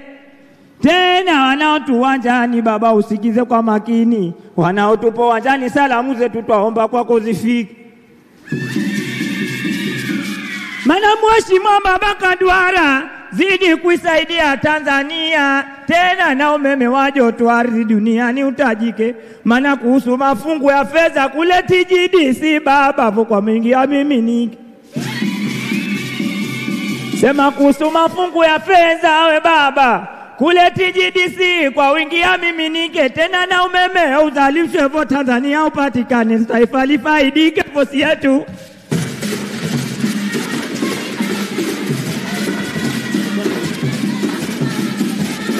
Alo nuna na nune kwa uhakika.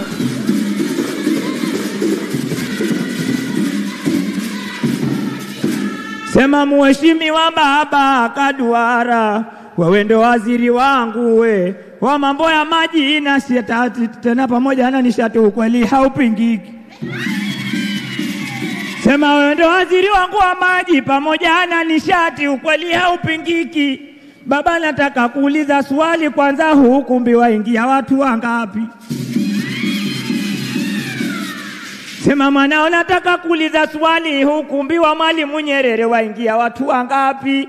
Me mwanao baba sijasoma kizungu, mtu akitaka tunzwa huambiwa vipi?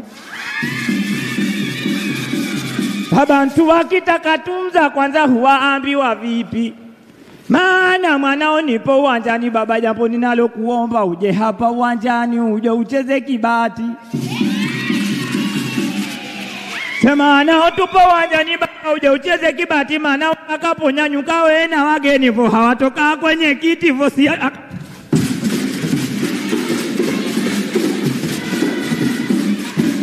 Sema sherehewe yote washerekea, viongozi wetu wapo vitini wantuliawe.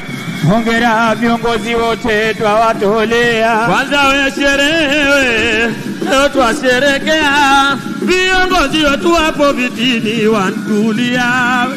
Hongera viongozi wote twawatolea. Asema wapiwe wapi viongozi wetu waje hapa tufurahi nao. Asema wapiwe, asema wapi viongozi wetu waje hapa tufurahi nao. Sema waje hapa we, furahi nao. Sema waje hapa we, furahi nao. Sema waje hapa we, furahi nao. Sema waje hapa we, furahi nao. Sema waje hapa we, furahi nao. Asema leo ni leo, leo ni leo.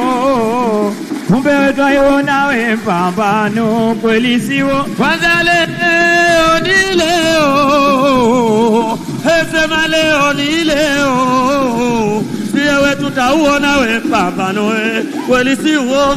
Tutauona we pambano kweli siwo.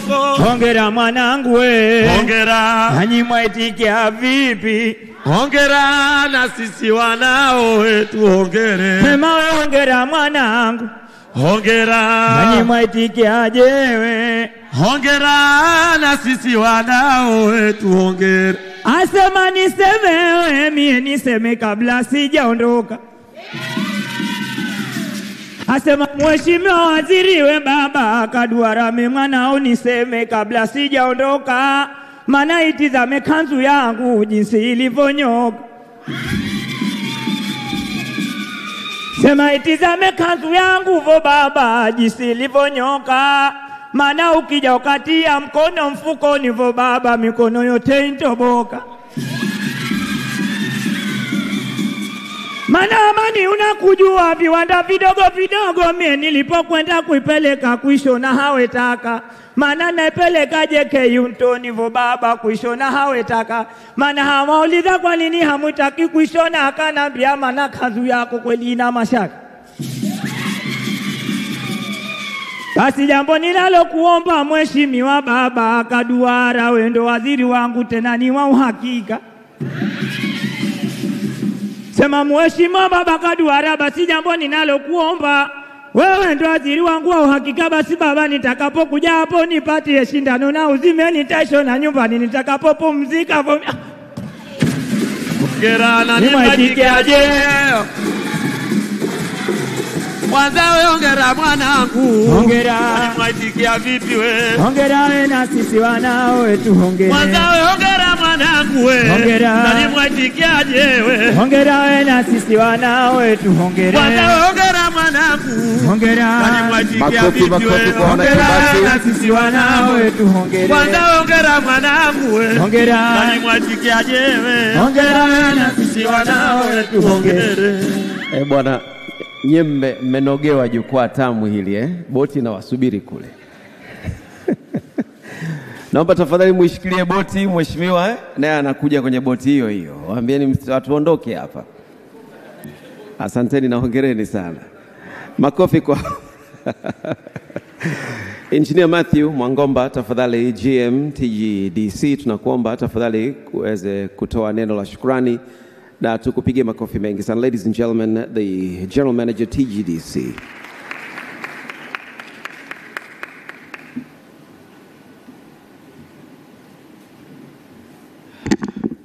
Thank you so much. Honorable Shaib Kadwala, Minister of Water, Energy and Mineral Zanzibar. Honorable Joseph Mwagama, Chairperson of Parliament of United Republic of Tanzania. Dr. James Matarajio, Deputy Permanent Secretary of Minister of Energy, Petroleum and Gas. Dr. Meseret Zemerkun, Head of UNEP, Southern Africa Sub-Regional Office. Dr. Peter Omenda, President of Africa Geothermal Association, AGA. My big boss, Innocent Luoga, Commissioner for Electricity and Renewable Energy, Minister of Energy, Tanzania. Ambassadors, Mr. Joseph Mwangi, representing Commission of Energy Africa Union, AU. The representative of international organization, Member of Parliament, Chair Board of Directors from various institutions, including my company, Head of Institution for Public and Private Institutions, sponsors of ARGeo-C10, representatives from universities, religious leaders, waheshimiwa madiwani wote wanaotoka katika joto ardhi, na nimefurahi kumwona mheshimiwa diwani Boniface Njombe ambaye ni General Manager wa kwanza wa TGDC, distinguished participants, development partners, sponsors, policymaker, project financier, esteemed guests, good evening, Jamhuri ya Muungano wa Tanzania. I stand before you filled with a gratitude and a deep appreciation. Words alone cannot capture the depth of my feeling toward your unwavering support, which was made the 10th Lift Geothermal Conference, ARGeo-C10. Your contribution, insight, and presence have enriched this event, demonstrating shared commitment to unlocking the geothermal potential of Africa. Ukitaka kutoa matokeo, fanya kwa pamoja. Na hakika tumeacha alama na kumbukumbu katika kongamano hili la 10 la joto ardhi barani Afrika ambalo leo tulipo hapa. Asanteni sana sana. Ladies and gentlemen, I'm particularly grateful to the government of Tanzania for their strong backing for this conference and our broader geothermal exploration endeavor. We deeply appreciate the assurance of support from the communities living near our project sites, as expressed earlier by the honorable members of Parliament representing this area. Knowing that the communities are with us, strengthen our resolve to continue pursuing this transformative project. Ladies and gentlemen, as we know, the nature of geothermal exploration often require an element of good fortune. We are optimistic that is heartfelt prayers from our religion's representative will guide us toward the success we seek and the care of that lucky component. Ladies and gentlemen, our challenge is clear and the opportunity is vast. Together, let us continue to push boundaries, foster innovation, and ensure that Africa's geothermal resources become a central pillar in the global clean energy revolution. Ladies and gentlemen, on behalf of Tanzania Geothermal Development Company Limited, I want to reaffirm our commitment to the future with a renewed energy and determination. We look forward to fully exploring the vast underutilized geothermal resources in Tanzania and across African continent. TGDC is open to partnership, whether through knowledge exchange or investment opportunities to advance geothermal development and deliver impactful, sustainable energy solutions. Ladies and gentlemen, as we conclude, I wish to echo the Vice President's remarks, encouraging you to enjoy the breathtaking landscape of Tanzania. For this, joining us on a site visit to Mbeya and Songwe. We hope you will find aspiration from this region's geothermal potentials. Ladies and gentlemen, thank you all for your participation, your insight, and your commitment. Let us carry the spirit of collaboration and the progress beyond ARGeo-C10 and into the world. Safe travel, and may our path cross again soon as partners, innovators, championing geothermal energy. Thank you so much. Gracias. Merci beaucoup. Asanteni sana sana.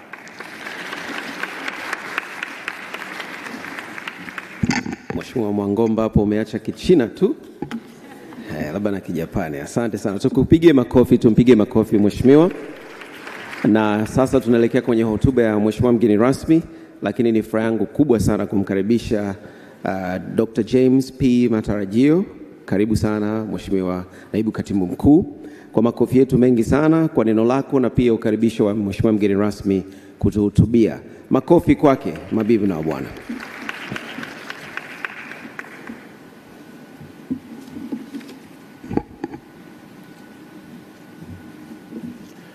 Honorable Minister Shaibu Kadwara, the Minister of Energy in Zanzibar, invited guests, ladies and gentlemen, all protocols observed. Honorable Minister and the guest of honor,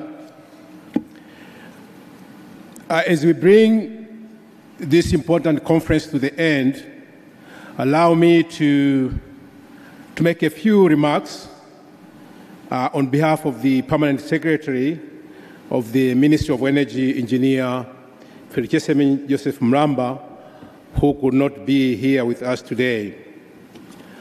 I would like to take this opportunity to thank all the participants, distinguished guests, technical experts, policymakers, industry leaders, and developing partners. Your presence and active participation have made ARGeo-C10 a great success. Thank you. So with the 600 or so attendees, this conference has underscored the growing commitment across Africa to unlock the potential of geothermal energy for a sustainable future. Honorable Minister and guest of honor, before the main conference, pre-conference short courses were conducted that provided participants with essential knowledge. A key takeaway from these courses was the importance of the United Nations Framework Classification, or UNFC, for geothermal resources. This is the system which offers a structured and a standardized approach for evaluation of the geothermal resource potential by ensuring transparency and consistency. Honorable Minister, throughout the conference, we benefited from informative country updates from ARGeo member countries. These updates underscores that while Africa possesses vast geothermal potential, much of it remains undeveloped. To unlock this potential, we must strengthen cooperation and enhance capacity building learning from the experienced countries like Kenya, Ethiopia, and Djibouti. These are the leaders in geothermal development on the continent. Their success highlights the importance of having strong institutions, technical expertise, and the supportive policies. Honorable Minister and the guest of honor, we also explored the latest trends in exploration technology designed to mitigate risks and improve well targeting. Furthermore, industrial solutions for both exploration and production were shared during the conference, which provided us practical tools to overcome challenges. The sessions on policy frameworks emphasized the importance of building enabling regulatory environments to attract investment and scale up geothermal development. Honorable guests of honor, the plenary sessions provided forward-looking insights on key topics, which include the role of geothermal in Africa, future energy mix, advanced technologies, including digitalization and AI, carbon markets, investment opportunities and financing models that will play a crucial role in promoting geothermal projects and supporting the just energy transition. These discussions have provided us with actionable strategies to address challenges and seize emerging opportunities in the geothermal sector. ARGeo-10 has successfully made its objective of bringing together energy stakeholders to strategize on accelerating geothermal development across Africa. Looking ahead, we are committed to the following key actions. First, focus on both power generation and the direct heat application to diversify the use of geothermal energy. Second, strengthen and establish dedicated geothermal institutions, especially in countries that lack such structures. Third, facilitate regular dialogue between developers and the financiers to de-risk geothermal projects and attract investments. Fourth, adopt advanced technology, including AI, to solve data management and analysis challenges in exploration. And finally, the fifth one, to embrace the UNFC, that means United Nations Framework Classification System, to harmonize geothermal resources assessments and strengthen collaboration across the continent. Honorable Minister, I extend my best wishes to those who will be traveling to Mbeya tomorrow for a 2-day field trip to explore Tanzania geothermal potential. I encourage you all to apply the knowledge and the insights gained during the pre-conference courses and discussions as you assess opportunities on the ground. In conclusion, I thank each of you for your active participation and the contributions. Together, we can unlock Africa's undeveloped geothermal potential and build a sustainable energy future. Now, it's my honor to invite His Honorable Shaibu Kadwara, Minister for Energy and the Minerals of the Revolutionary Government of Zanzibar, to address this audience. Thank you, and safe travel to you all.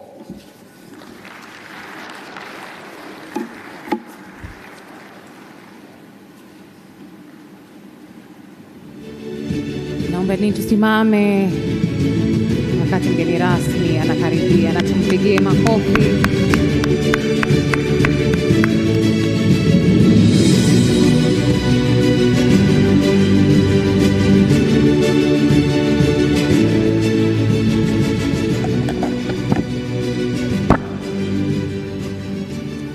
Naombeni tukae.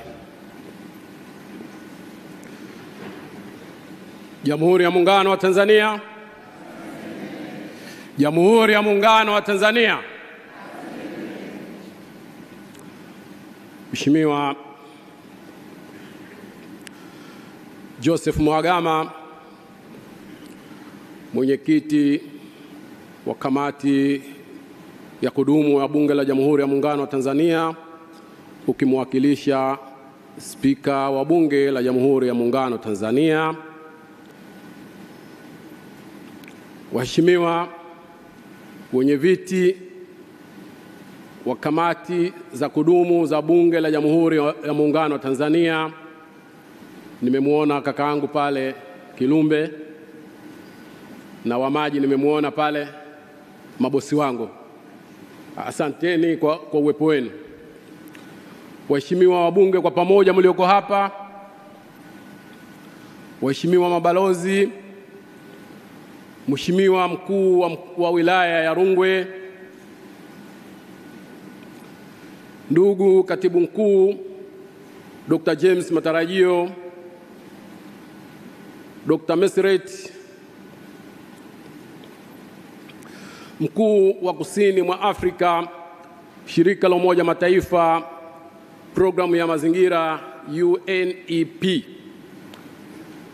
Dr. Peter Omenda, rais wa shirikisho la joto ardhi Afrika AGA, ndugu Joseph Mwangi, mwakilishi wa kamisheni ya miundombinu na nishati Umoja wa Afrika EU, mhandisi Innocent Luoga, kamishna wa umeme na nishati jadidifu Wizara ya Nishati Tanzania, wenye viti wa bodi za taasisi mbalimbali wakiongozwa na mwenyekiti wa bodi ya TANESCO na TGDC Tanzania, wakuu wa taasisi, wakurugenzi, mkurugenzi mkuu wa TANESCO, mhandisi Maso Mwagomba, meneja mkuu TGDC, na wenyeji wa ARGE-10, wafadhili wa kongamano hili, viongozi mbalimbali wa serikali, waandishi wa habari, ma-MC wetu, wahudumu na maafisa ambao sikuwataja kwa itifaki, wote naomba waingie humo. Protocol observed. Jamhuri ya Muungano wa Tanzania.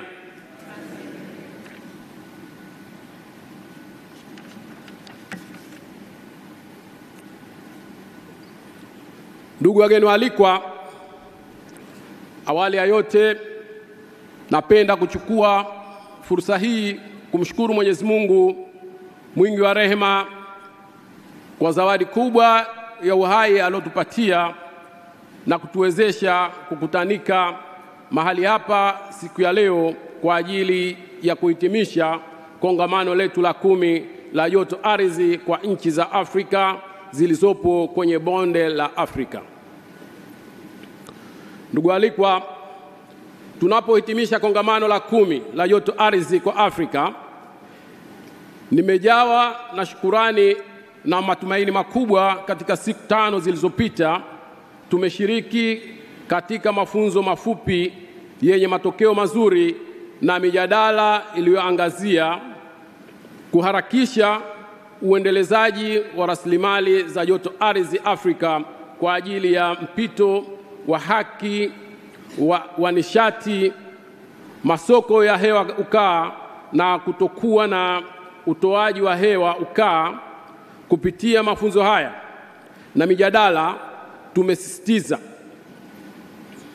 umuhimu wa nishati ya joto ardhi katika mpito wa nishati barani Afrika, huku tukikabiliana na mabadiliko ya tabia nchi na kukuza maendeleo endelevu ndani ya bara letu la Afrika.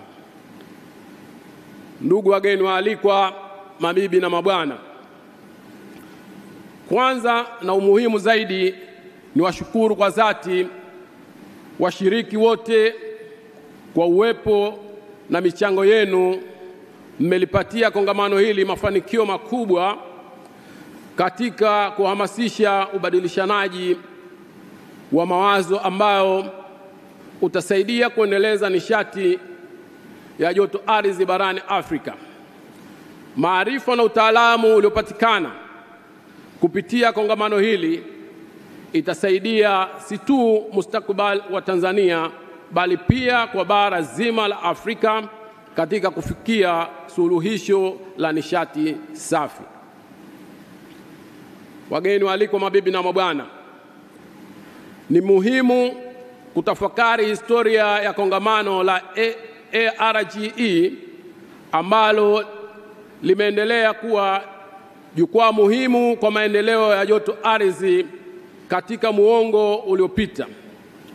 Tangu kuanzishwa kwake, kongamano hili imekuwa ikiwakusanya wadau kutoka kote ulimwenguni kujadili na kushirikiana katika maendeleo ya nishati ya joto ardhi barani Afrika.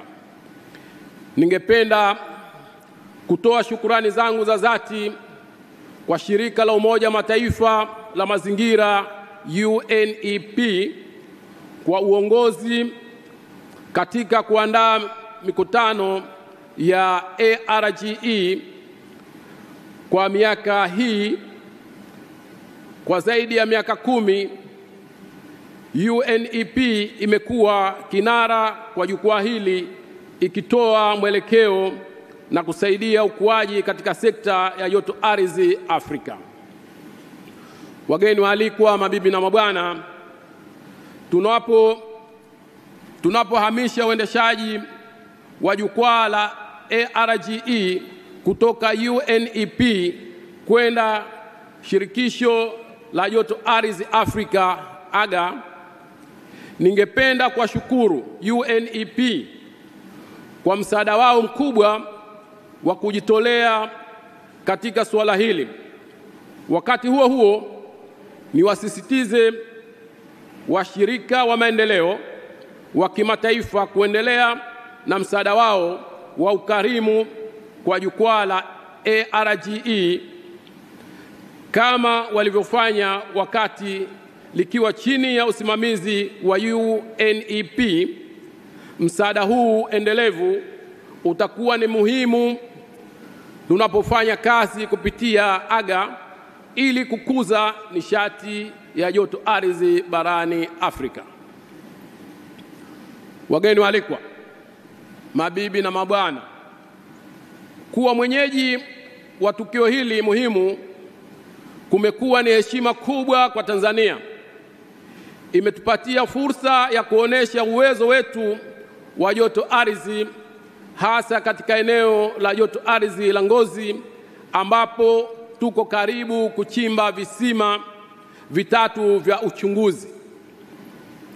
Kwa kuandaa kongamano hili, Tanzania imeimarisha ahadi yake ya kuendeleza rasilimali ya joto ardhi na kushiriki katika biashara ya hewa ukaa. Mabibi na mabwana, ningependa kuchukua fursa hii kutambua na kuwashukuru wafadhili wetu ambao msaada wao umekuwa muhimu katika kufanikisha kongamano hili. Tunawashukuru kwa dhati shirika la Umoja Mataifa la kuhifadhi mazingira UNEP, shirikisho la joto ardhi Afrika AGA, kituo cha joto ardhi New Zealand Africa NZAGF, pamoja na taasisi zote zilizo chini ya Wizara ya Nishati na taasisi nyingine za serikali. Mchango wenu haujasaidia tu kongamano, bali pia utasaidia katika malengo ya nishati ya joto ardhi katika ukanda huu. Ndugu wageni waalikwa, mabibi na mabwana, kongamano hili limeweka msingi wa ushirikiano mpya kati ya Tanzania na wadau wa kimataifa wa joto ardhi. Ushirikiano huu ni muhimu katika uendelezaji nishati ya joto ardhi nchini. Ninaamini kwamba kongamano hili mwisho wa siku litaleta uwekezaji na ubunifu mpya ambao utaongeza kasi ya maendeleo ya joto ardhi na kuongeza nafasi ya nishati jadidifu katika ukanda huu. Mijadala tuliyofanya kuhusu mpito wa haki wa nishati, masoko ya hewa ukaa na kutokuwa na uzalishaji wa hewa ukaa itatoa mwanga mkubwa katika mkakati wetu wa joto ardhi. Tanzania sasa iko katika nafasi bora ya kutekeleza sera ambazo zitahakikisha usambazaji sawa wa faida za nishati huku ikilinda mazingira yetu na kuchangia malengo ya mabadiliko ya tabia nchi ya kimataifa. Wageni waalikwa, mabibi na mabwana, mwisho, kwa niaba ya Wizara ya Maji, Nishati na Madini Zanzibar, kwa niaba ya Naibu Waziri Mkuu wa Jamhuri ya Muungano wa Tanzania na Waziri wa Nishati, ningependa kuwashukuru washiriki wote, waandaaji na hasa wafadhili kwa juhudi zao zisizo na kikomo katika kufanya kongamano hili kuwa na mafanikio. Yaliyojadiliwa katika kongamano hili bila shaka yataleta mustakabali mzuri katika nishati ya joto ardhi nchini Tanzania na barani Afrika katika kujenga nishati endelevu na thabiti. Wageni waalikwa, kwa wale wanaoshiriki ziara ya kutembelea maeneo ya joto ardhi ya Ngozi, Kiejo, Mbaka na Songwe, na watakia safari njema na yenye mafanikio. Kwa maneno machache ambayo nimeyazungumza, sasa nitamke rasmi kongamano la 10 la joto ardhi Afrika ARGE-C10 nimelifunga rasmi.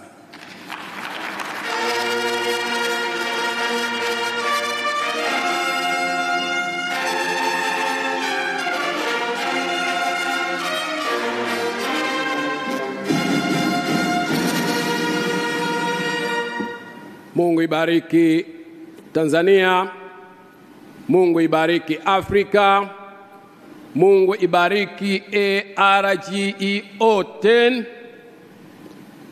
Thank you for your attention. Asanteni sana. Karibuni tena Tanzania. Shukran.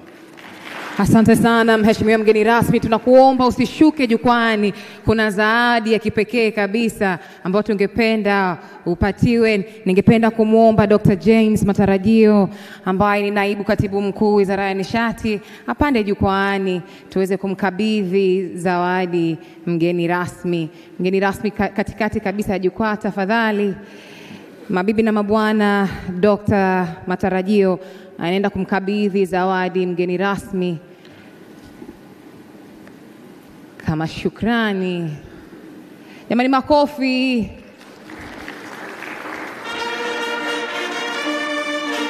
Mabibi na mabwana,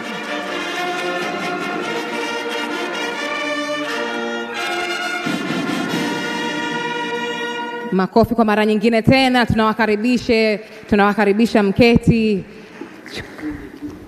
Asante sana. Naomba wale wadau wa protocol watusaidie kupandisha viti jukwaani. Tunaenda moja kwa moja kwenda kupiga picha. Ndugu mgeni rasmi, naomba meza kuu niwakaribishe jukwaani. Honorable Dr. Joseph Mhagama, karibu sana. Dr. Peter Omenda, Dr. Mesret, Engineer Innocent, Engineer Matthew, karibuni jukwaani. Tunaenda kupiga picha za kwa pamoja. Tunapiga picha kwa makundi yafuatayo. Tutaanza na picha ya meza kuu.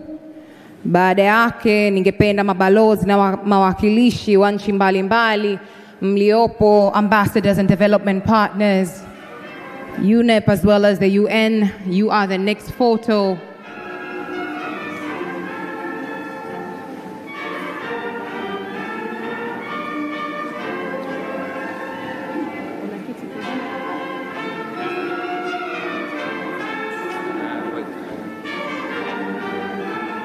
Kuna kiti kimoja kina miss, tafadhali.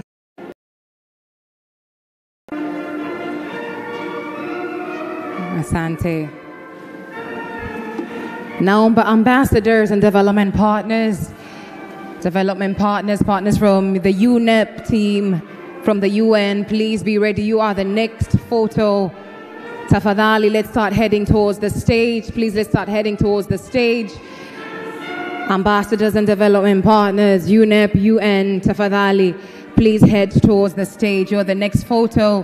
Karibuni sana for your photo. Karibuni on stage, tafadhali. Ambassadors and development partners,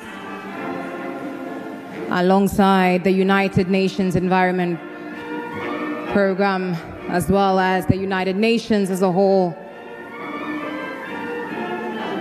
and all country representatives. May I please ask for all the honorable members of parliament who are still present with us, waheshimiwa wabunge ambao mmo na sisi, tafadhali mjongee jukwaani muweze kupata picha ya kipekee kabisa kwa heshima mliotupatia kwa kuwa nasi mpaka muda huu, kuanzia mwanzo mpaka mwisho wa kongamano hili. To all the development partners, ambassadors, asanteni sana. Please head off from the other side of the stage. Wabunge, karibuni sana.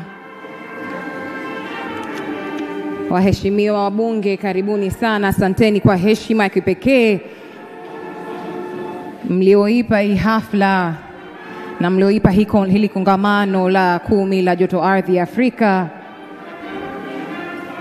Hao ndio wabunge wetu. Jamani, tuwapigie makofi ya kipekee kabisa.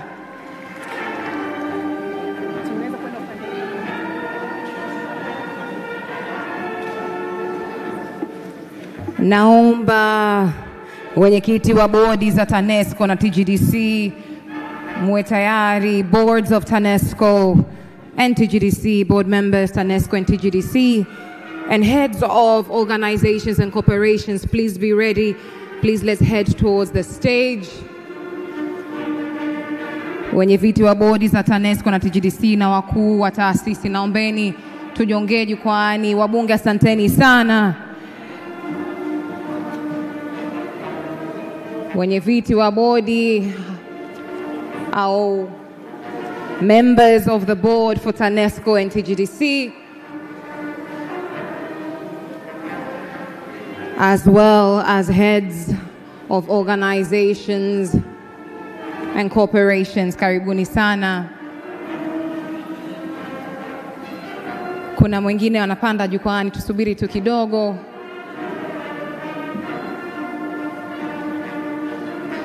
Naombeni muwe tayari. May I please call on, the next photo is the ARGeo partners and sponsors. ARGeo-C10 partners and sponsors, please let's start heading towards the stage.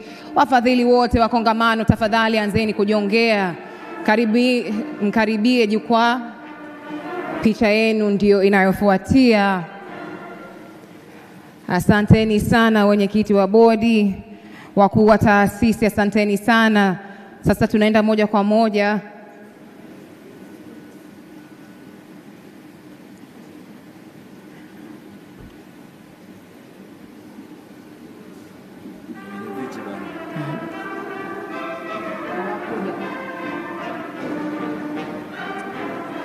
Tunaendelea na kuimarisha picha yetu, kuiboresha vizuri kabisa. Asante sana wenyekiti. Asanteni sana wakuu wa taasisi. ARGeo partners and sponsors. ARGeo partners and sponsors, karibuni sana. ARGeo partners and sponsors, karibuni sana. Partners wetu wote karibuni sana. To all the partners and sponsors, thank you very much for your candid and continuous contributions and support of this platform. Your fervent support has made ARGeo-C10 a momentous success. Jamani, tuwapigie makofi wafadhili wa kongamano hili. We have a few more coming on stage. Partners and sponsors from Tanzania, from outside Tanzania, from across the globe made this conference a success. Asanteni sana. Last photos. May I ask for the organizing committee, kamati ya maandalizi, kamati ya maandalizi. Kabla ya kamati ya maandalizi, naomba niwaite madiwani. Kamati ya maandalizi tuwe tayari, tuje jukwani, tukaribia jukwani, lakini kabla ya picha yenu, naomba kwa heshima na taadhima niwaite madiwani ambao wapo nasi mpaka sasa. Jamani, tuwapigie makofi viongozi wetu wanavyopanda jukwaani. Asanteni sana kwa uwepo wenu, kwa ushirikiano wa dhati kabisa.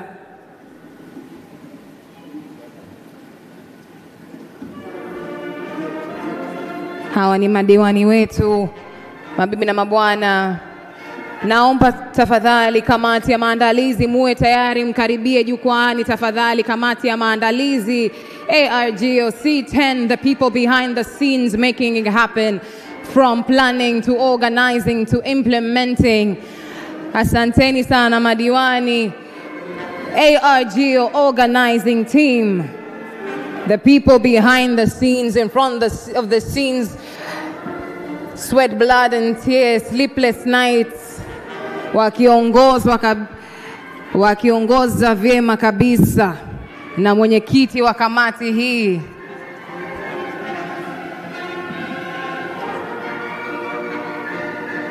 Kamati imefana.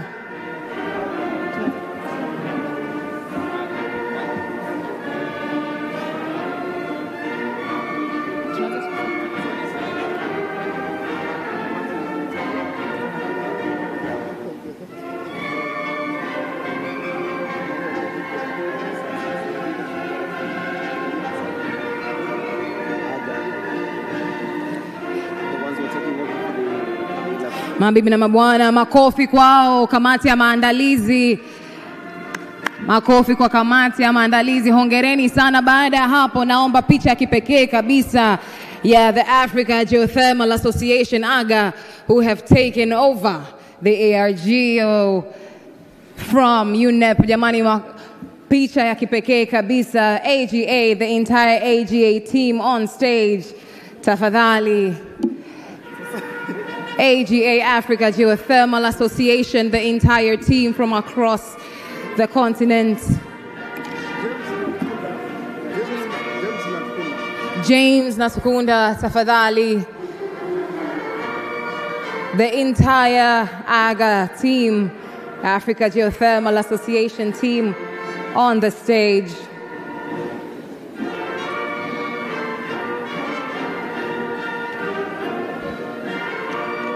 Congratulations on the great work that has been done so far, but that will keep going.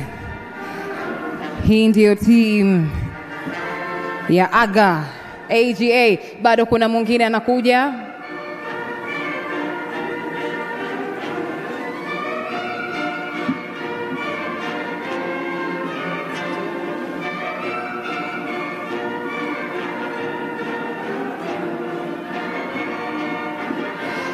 Hongereni sana Aga, thank you very much. Asanteni sana, asanteni sana. Mabibi na mabwana, baada ya hapo tungependa kwa heshima na taadhima mgeni rasmi tukuruhusu kabisa uweze kuendelea na majukumu mengine. Makofi kwake mgeni rasmi, makofi ya kipekee kabisa to the entire high table as they head out. Jamani, makofi ya kipekee kabisa. Naomba nimkaribishe MC mwenzangu kabisa hapa, tumwage mgeni rasmi.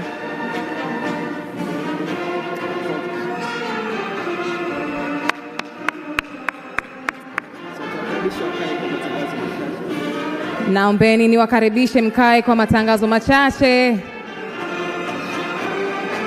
In true Tanzanian fashion, siwezi kumaliza bila kupiga kigelegele cha kibabe. Hongereni sana. Ndio, mabibi na mabwana, kuna matangazo machache tunapoenda kufunga. Karibu sana Taji. Just a few announcements, matangazo machache. Kwanza kabisa, for those who took part in the short courses, the certificates are ready at the UNEP booth. As we go for tea outside, please pass by and pick up your certificates. Vyeti waliopitia ile kozi fupi zipo tayari kwenye booth za UNEP. As tunavyoelekea kwenye chai, naomba tuende tukavichukue. Lakini kwa wale ambao mlikuwa mnatufuatilia kwenye vyombo vya habari mubashara kabisa kutoka hapa ukumbi wa JNICC, kikao hiki cha joto ardhi cha 10 sasa kimefikia tamati yake. Tunatumaini kwamba mmejifunza mengi, mmefurahishwa pia kuangalia vipindi hivi. Naomba muendelee kuangalia kupitia mitandao ya jamii ya TANESCO na Wizara ya Nishati. Kutoka kwangu Taji Liundi na mwenzangu Halila, kwa wale ambao tunaangalia mubashara, tunasema asante, tunasema muwe na jioni njema, tunasema Jamhuri ya Muungano wa Tanzania, kazi iendelee na inaendelea. Hongereni sana, makofi kwenu. Makofi kwenu. Tuwe na jioni njema. Kwa wale wanaosafiri, safari njema, na tukumbuka hashtag yetu. Hashtag yetu sasa itakuwa ni ARGeo-C10 Tanzania. Please use that hashtag for all your social media interactions. Asanteni sana. Tuashukuru. Mabibi na mabwana, tafadhali kwa wale ambao mlikuwa for ladies and gentlemen, for those who are using the interpretation equipment, could you please drape those over your chair? Please drape those over your chair and we'll come and pick them up.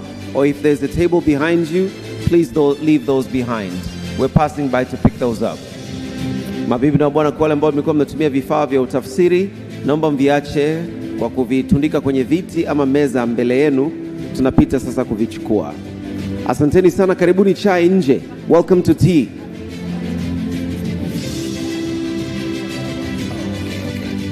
Mabibi na bwana, chai itakuwepo mpaka saa 12 jioni. Tea will be available until 6 p.m. Please pick up your certificates for the short courses available at the... Have a great evening.